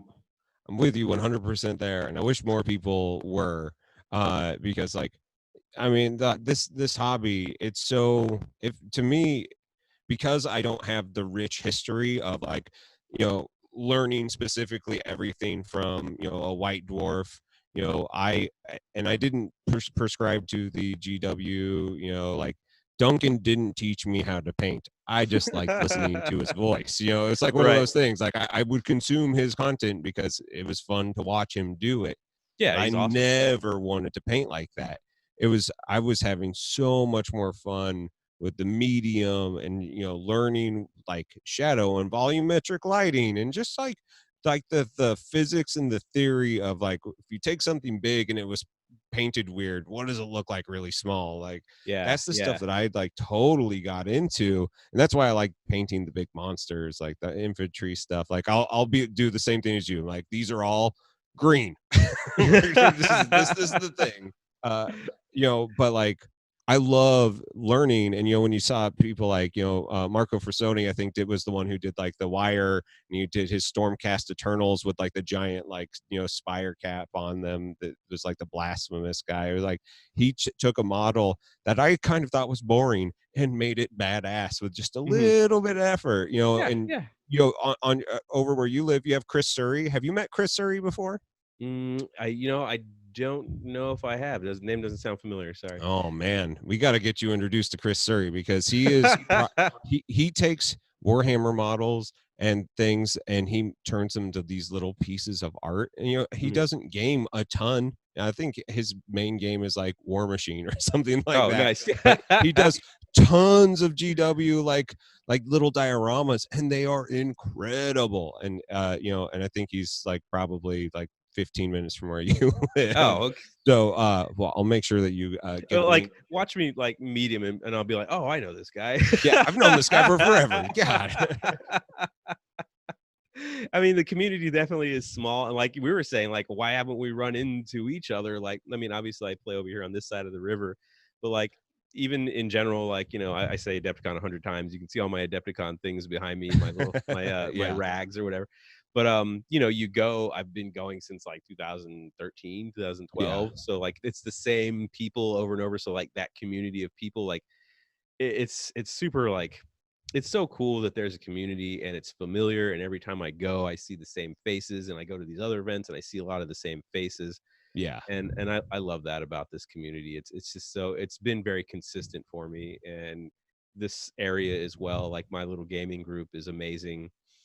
It's just, it's comforting, you like having that comfort of the familiar faces, and like, you go, oh, I need to learn how to do this. Who can I ask? And everyone's like, oh, talk to this guy. He does this, or talk to this guy. He plays the tower, like there's an expert in every field. So like how you're saying with the guy that paints and makes things sculptural, it's like, you go, oh yeah, I know a guy that does that. If you want more insight, you can send the person that way. Yeah, it's and that's been like my favorite part, because like I love the more artistic side of this, because I know that like I'm busy. I don't get a chance to play near as much as I'd like, Sure. but I love watching YouTube and I love Mhm. watching the content creators, and like that's been like one of my favorite parts about this podcast is meeting those people. Mhm. When you started your podcast, were you thinking about doing more the hobby side, or was it like more the gaming side of things and just talking to people who like either design games or play the games or competitive? Like what was the genesis of the podcast? So when every time you're thinking of doing something, there's this tendency of people to go on Twitter and say, "Hey, I'm thinking about doing this. What do you think? Should I do it or not?" And they Should put I a do it? poll, Yeah. and it's like 98% people saying, "Yeah, go do it." Like What's a and 2%, podcast? yeah, 2% of people are like, "No, don't do it." So anyway, like one guy was like, he's like, "My advice is to find like your thing, and then do that, like listen to other podcasts and see what other podcasts are doing, and Yeah. then find like where you fit in, like what's your thing." And there's a ton of podcasts out there, and there's a lot of them that are centered on the game itself, like the tactics, the Yeah. list building, what would beat what, all that kind of stuff. And I'm not that kind of player. Like that's not me. Right. But I am a people person. I love talking to people. I make friends with everybody. Like there's never a person I've met that I haven't been on, made a friend with. And I was like, well, what if I just talk to people about themselves? Like not always about games, Right. but what else do they do? Like what makes people tick? So um that became like kind of the thing. I'm like, I don't want to just be about the game. I want to be about the hobbyist. Of course. So that was like the driving, like that was the thing that I was like, it's about the hobbyist. We're going to talk about all the games, but we're also going to talk about like what's the worst thing that's ever happened to you. Like, we're going to like cover like, what's like a memorable place that you've been like in. When you ask those questions, they always open up like these huge like dialogues that you don't like aren't expecting. A lot of times like you learn these things about people, and whether or not it informs like what they do, the art they do, what they paint, it couldn't, but it's just Sure. interesting. Like you find out like when someone has something like I had a podcast guest and I said, like what was a turning point in your life?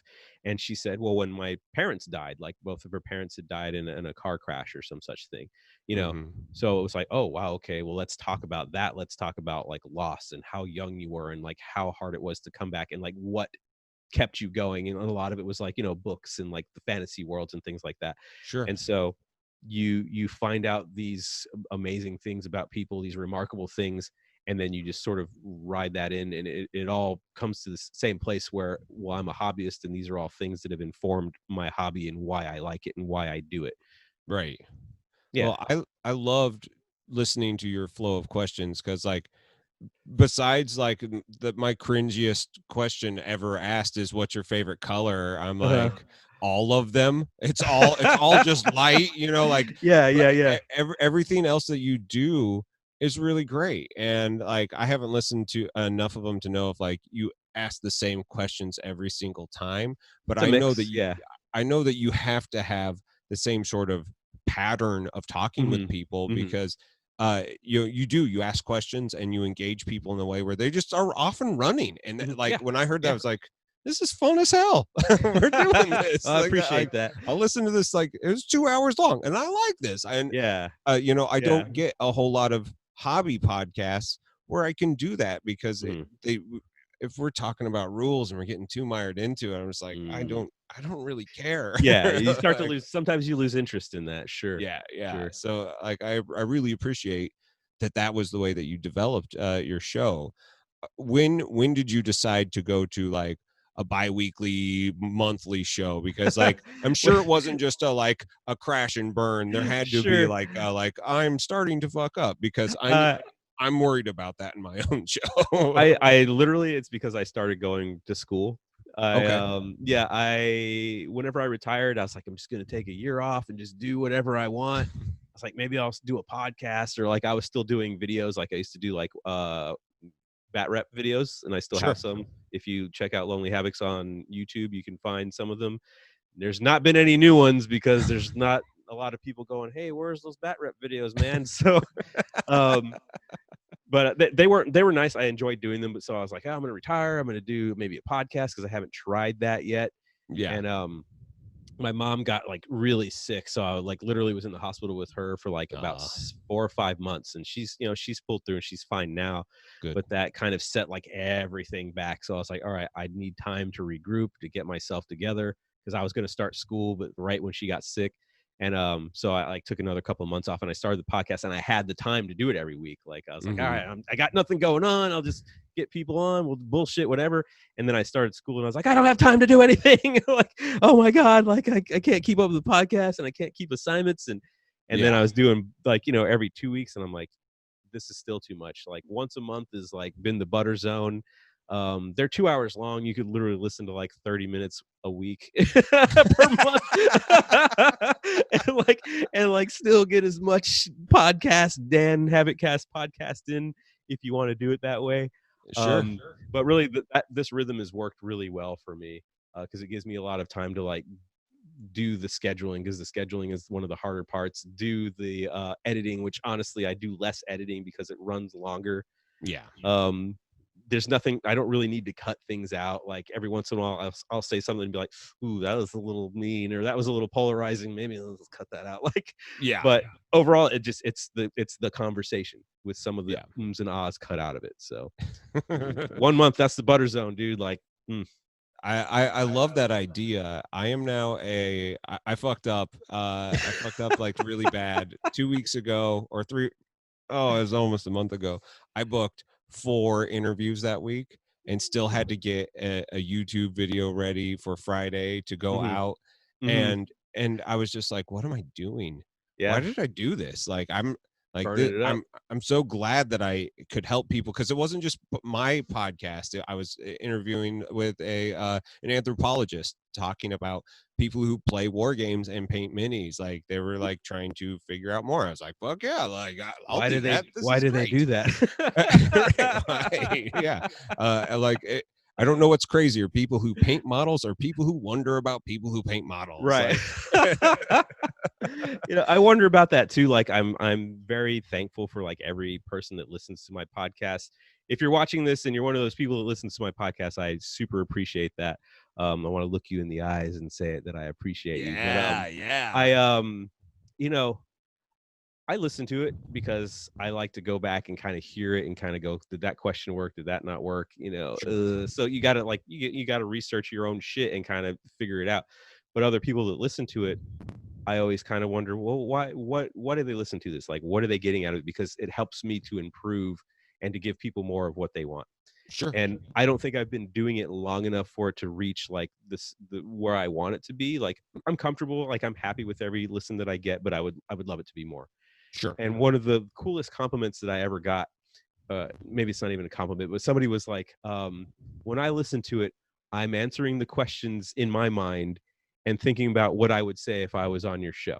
Yeah. And I'm like, cool. That's, like, that's amazing. Like, be introspective about like what your journey is, like why you play. My first question I ask everybody is, what's your favorite paint color? And sometimes people are like, oh, I've never thought about that. Like, I catch them off guard. I'm like, it's the first question. You can't be caught off guard already.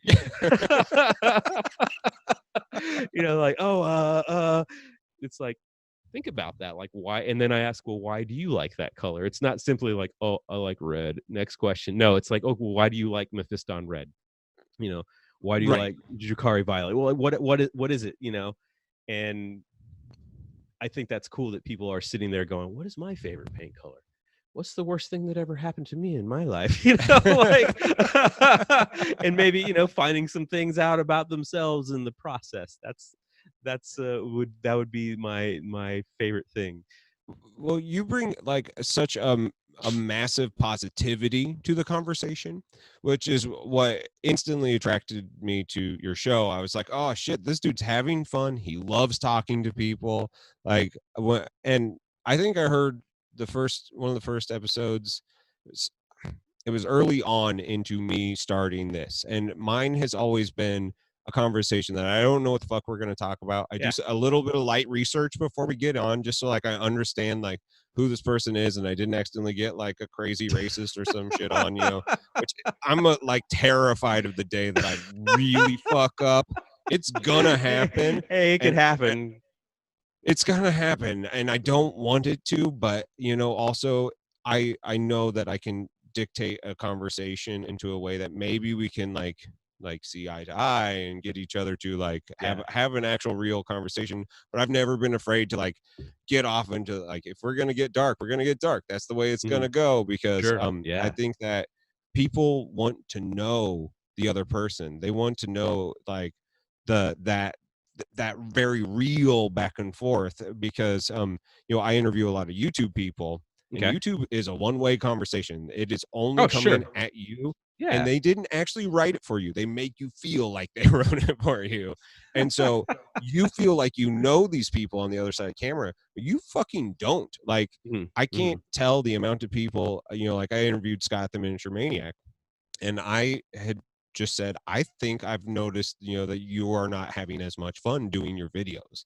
And he didn't really elaborate a whole lot. He did say that he was thinking about changing things. And I had people like, they're like, did you make him second guesses? I was like, dude, you don't understand. Like, it was a leading like question. Like, if he was in that point, nobody talks to me and then changes their entire fucking life. Like, you see this idealized dream that he gets to paint models and he gets hundreds of thousands of views a week. And that's like, while that's very seductive, the reality is there's a human being on the other side of that you don't know. Like, we all think we know him, but we don't. And that's where I'm like, let's get there. Let's talk about these things. And that's for me been the exciting part, because there's been some people that you just never, like, you didn't expect, like, when you talk to, like, I talked to fucking Black Magic Craft, Jeremy from Black Magic Craft. He is so lighthearted, and like, his videos are great. He would like, we talked about YouTube business for like an hour. And it was it was, I did not expect that, and I was there for every second of it. Like, this is wild. I had no idea. Do you ever run into things like that with your guests, where like you didn't know you were going into a place, and then you're like, well, all these questions are gone, all this research is gone, let's head this direction because it's way better than I was expecting? Because that's kind of the point. Like, I want it to go like that way. Like, I want it to go to where they hit me with something where I'm like, okay, let's get into this now. Like, what are we going to talk about? Like, I'm into that, because you can talk about games, and that's kind of expected. That's the bottom line of all this. If you know me, it's because of games, right? But if we're going to talk about something that like is deep, and like, I've talked a lot about mental health. Like, I've talked a lot about my struggles, and obviously I'm not alone in that, and many of my guests have had those things, and we'll touch on that, because I purposely put in questions that those might be the answers to. Like, a lot of time, like, one of my favorite questions, I'll say, there in everybody's life, there's an AD and there's a BC and an AD. There's like a before and then there's an after. What marks your BC and AD? And oftentimes it's like marriage or meeting someone, but sometimes it's like addiction or like, a death or something like that. So I do sort of pick out questions that are going to have more depth. I hope we'll have more depth to the answers. Maybe someone will be like, I don't know, I had the fucking McFlurry one day and my life was changed. Like, I had the Shamrock Shake, and then ever since then things have been different. Like, maybe that could be the answer. But have you ever heard of a dilly bar? I love dilly bars. Shit. Yeah, shit, we're doing it. Let's talk about dilly bars. But typically the answers are something more intense and something more real. So I do like pepper those questions in, and I always make that joke. Like, I ask that question and people are like, oh, and I'm like, yeah, that's how I get you. I'm like, hey, what's your favorite paint color? What's your favorite animal? And then I'm like, who died that was close to you? And it's just because I want to get them comfortable first, and then they're able to like open up. Sure. And that's what they're there for, right? They're there to talk. And I've never really had anyone say, I'm not comfortable answering that question. I've had people say, I have no fucking clue, so I'm gonna take a pass. But no one's ever said I don't want to talk about that. Like if I've Right. asked more, if I've delved deeper, and I think that's the whole idea of it. Is we all have some sort of damage. We all have some sort of emotional, issues that we've had to deal with. I mean, that's the human condition. Of course. None of us are like, oh, everything's been great this whole time. Like, no, it's just My not how it parents is. loved me. I had parents food were all great. the time. My dad never Like- called me an asshole. Like it's fantastic. Yeah. I've had dilly bars every day. Every day. So that's the whole goal is to get there. That's the goal. Yeah. So do you think that you could get this podcast to appeal to a broader audience than just gamers? Do you think that there is ever going to be a point, because you're fucking good at it, like, and that's the thing, like, if there's one person that I know that it could be a threat to my audience, it's fucking you. Like, listen you to my are, podcast. Yeah, and you should. Everybody who is listening to this or watching this should fucking listen to the podcast. It's great. Like, that. I'm really excited that you do these things and that you challenge people, and and it's always fun and lighthearted, even when it is off the rails. Like, Sure.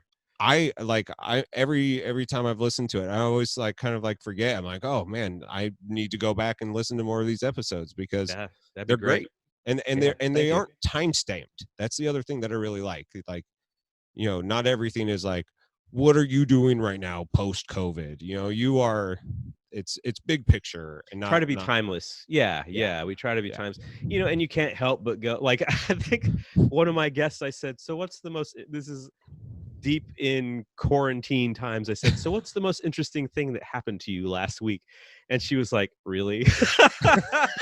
And I was like, something good happened. I was like, if you think about it, we can always find something good. And we watched the Tiger King. It was great. Yeah, right. Yeah, that was legit when Tiger King was like hot. Like everyone's like, did you watch Tiger King yet? And I'm like,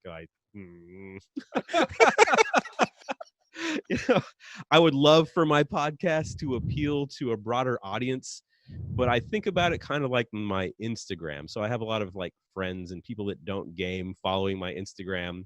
Sure. And every once in a while, I'll just share out that what's the Inquirer, the Tabletop Inquirer? You ever do you follow Table? Good shit. God. Follow Tabletop Inquirer. Every once in a while, I'll share one of those out. And these are very like niche inside jokes. And I'm like, my friends that don't game are like, what is this shit that he keeps sharing? And that's what I think people that don't game would, if they listen to my podcast, they'd be like, all right, he lost me. Yeah. Like, I was on board with the mental health and you're an alcoholic. Hey, good job, whatever. But like, and then all of a sudden you're talking about spacemen, and like, I think I would lose people. So I know that my niche, my zone is very thin. It's like, it's wafer thin. It's wafer thin. Like, so that's why I'm so thankful for everybody that listens to it, because I do feel that I don't appeal to as broad an audience as I could. Sure. But I love doing it, and I'm gonna do what appeals to me. The same way I paint, I'm gonna do the thing that I want to do because I love it. And if you love it, then come along with me. Join my dozens of listeners. Dude, well, but you say wafer thin, but wafer thin in 2 years in is huge. Like the last podcast I did was a video game podcast, and cool. I was on it for 2 years, and I wrote an episode a week for 2 years. And nice. Like, that was one of the most fucked up schedules ever. Yeah. And I was like, I don't ever want to do that again. I never want to do that again. And I didn't want to be so niche as like, it only is video games. Like, I needed to appeal to a much broader audience. And so like, I'm talking to a guy who right now he is the artist for the Dead Milkman Kickstarter on cool. He's doing the Tomb of the Bitchin' Chimera. I'm talking to him in a couple days. I'm like, nice. Fuck yeah, dude, that's like, awesome. Yeah, I'm at this point now where I'm like, nerddom is so wide and this hobby is so broad. Like, why can't this appeal to other people? And why can't those other people get people into, your podcast or into, Miniac or, Midwinter Minis? How come they can't just consume the content? Because it's content creation. That's all that we're doing here. And people want to be entertained all the time.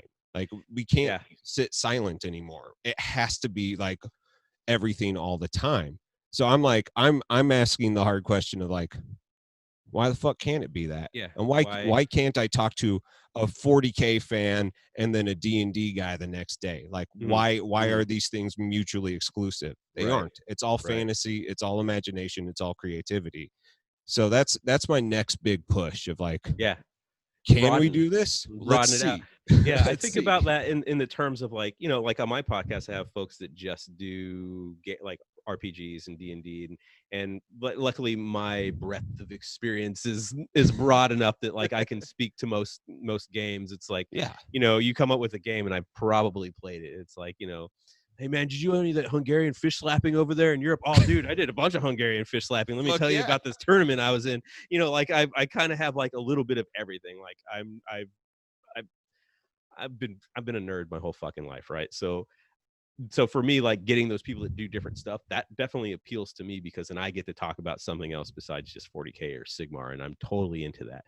Yeah. But I think about like broadening the experience to people that don't really play any games. Sure. Like that would be amazing. Like how do we do that? How do we break that open?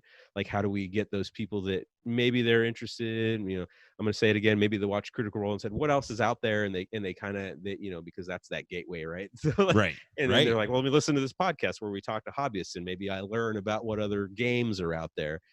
But yeah, how do we do that, man? How do we appeal to the everyday Joe who has walked by the hobby store and been like, oh, fucking nerds. Yeah. I mean? Somehow it's gonna happen. And in the same way that you grow a band, I think it has to start with your friends, and one of your friends has to be like, this motherfucker actually has a good band, like that one where you're like, oh, thanks, for the backhanded compliment, like he can actually play. Yeah. There's got to be something there. There has to be a litmus test that gets people who aren't already on board. Yeah. And I don't know how Critical Role did it, because like to be 100% honest, I fucking hate watching other people play like D&D.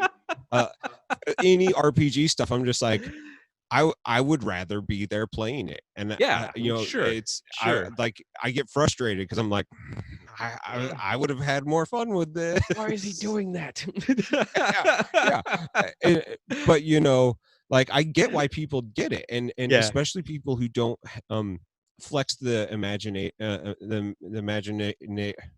imagination muscle. The brain. Are you trying to say brain? Yeah. What's the thing in here that makes you imaginate? Yeah, the creative part of the brain. That the people who don't do that, I totally get why they get into it, and I can't throw any shade. I'm fucking open arms, glad that you're here. Sure. Yeah. But like I want to get your friends into it, like because the best part is getting a bunch of people who don't know what they're doing to try something new, because that's when like rules are broken, new things are found. That's when the hobby space gets really cool. And like right now I think that's happening on Twitch. I think every single day watching James Waffle paint with fucking oils on Twitch, you're like, what the fuck is this magic? That guy's from another fucking planet, like right? He's like just like smears and you're like, oh my god, it's so good, it's beautiful. I mean, like he pulled this crumb out of his eye and he put it on there and it's amazing. I've been like, Eenie Meanies is one of my favorites to watch because she's switched to oils, but she uses like intense color modulation, so like things where you just don't understand. Like she doesn't use black in like the shadows, like she never does anything like that. That's it's always cool. Like blue. And when you see her models when you're done, you're like, how the fuck did this happen? And I watch these people do it live, and then they're just laughing at chat the entire time, and you're like, there's magic happening because nobody has told them that they're doing it wrong. This is beautiful. Amazing. Yeah.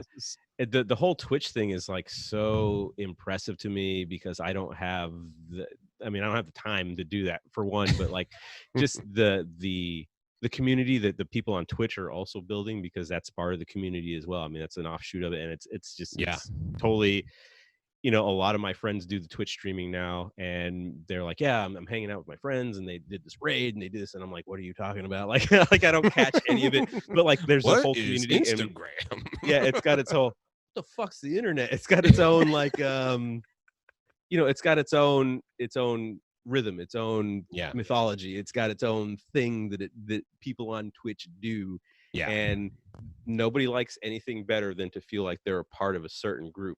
So whenever you're on that Twitch and you understand the Twitch stuff, you're like, oh, well, I was on so-and-so's Twitch the other day and we were talking about this and then we were rated. And it's like, okay, cool. Like, I'm into it. Like, I'm into it, but I don't know what you mean. So it's just another part of the community. And like, that's the cool thing about all this, because you can find your community within the larger hobby space. And that's really cool.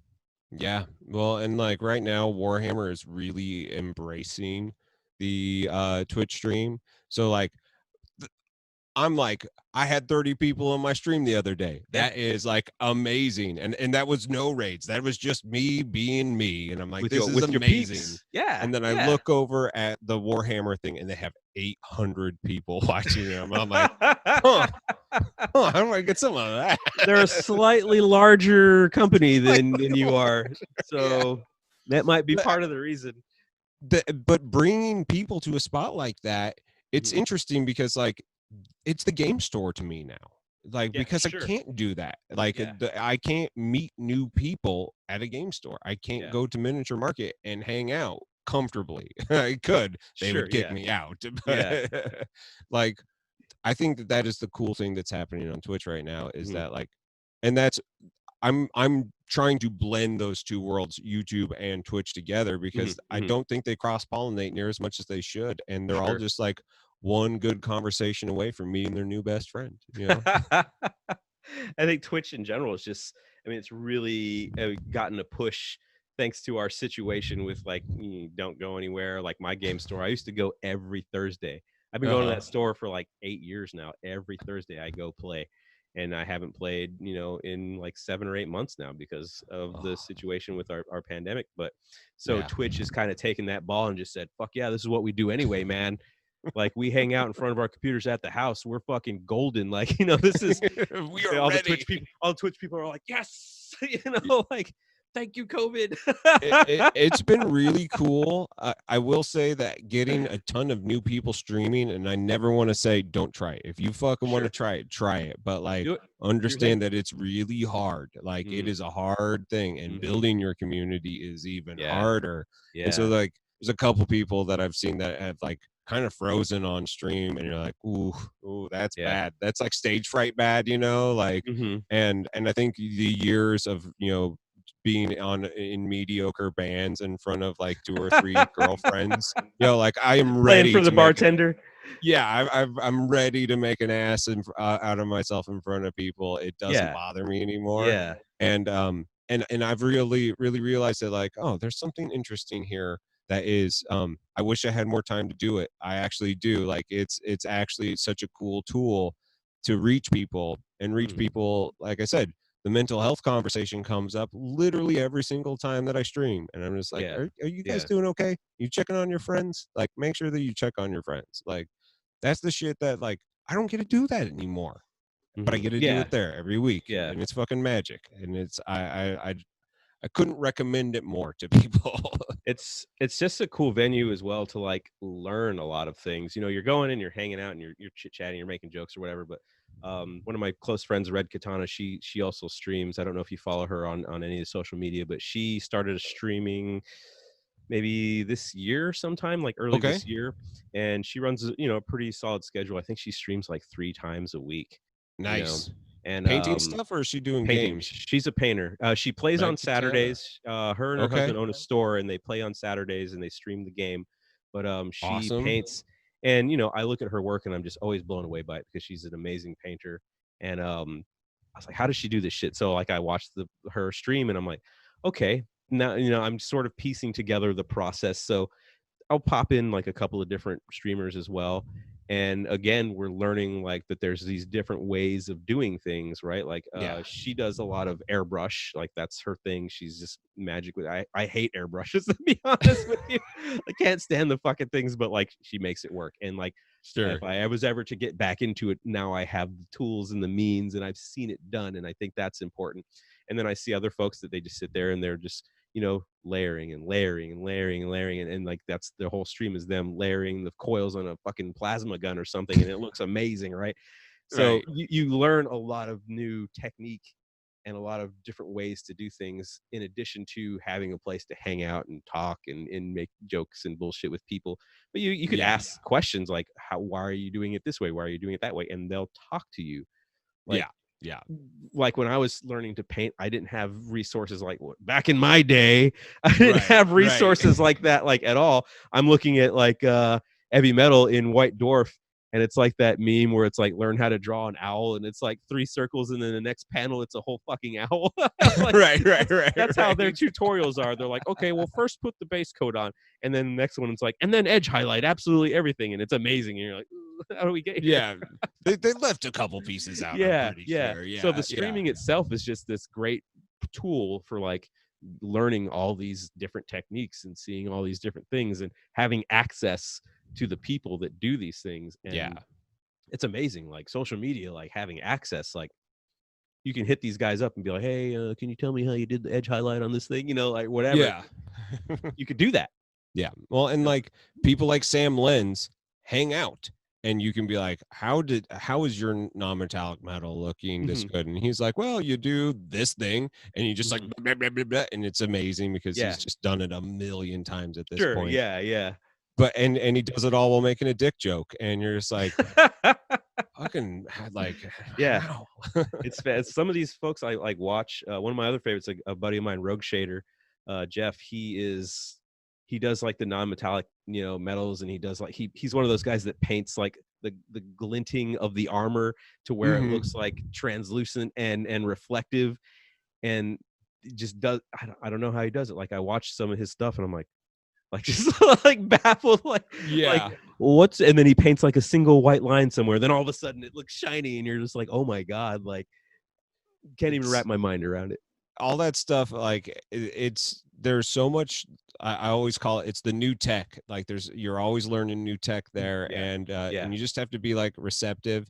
It's not always going to be fruitful, but like you could sit and watch YouTube videos and learn it like on like a truncated thing, or you could actually see how long it takes to do something. And for me, that's like some of the times I'm like, oh, well, that there's like another 10 hours in there, and it makes me feel better about my process. I'm like, oh my god, yeah, I'm a slow painter. I'm like, actually no, I'm fast as fuck in comparison to some of these people.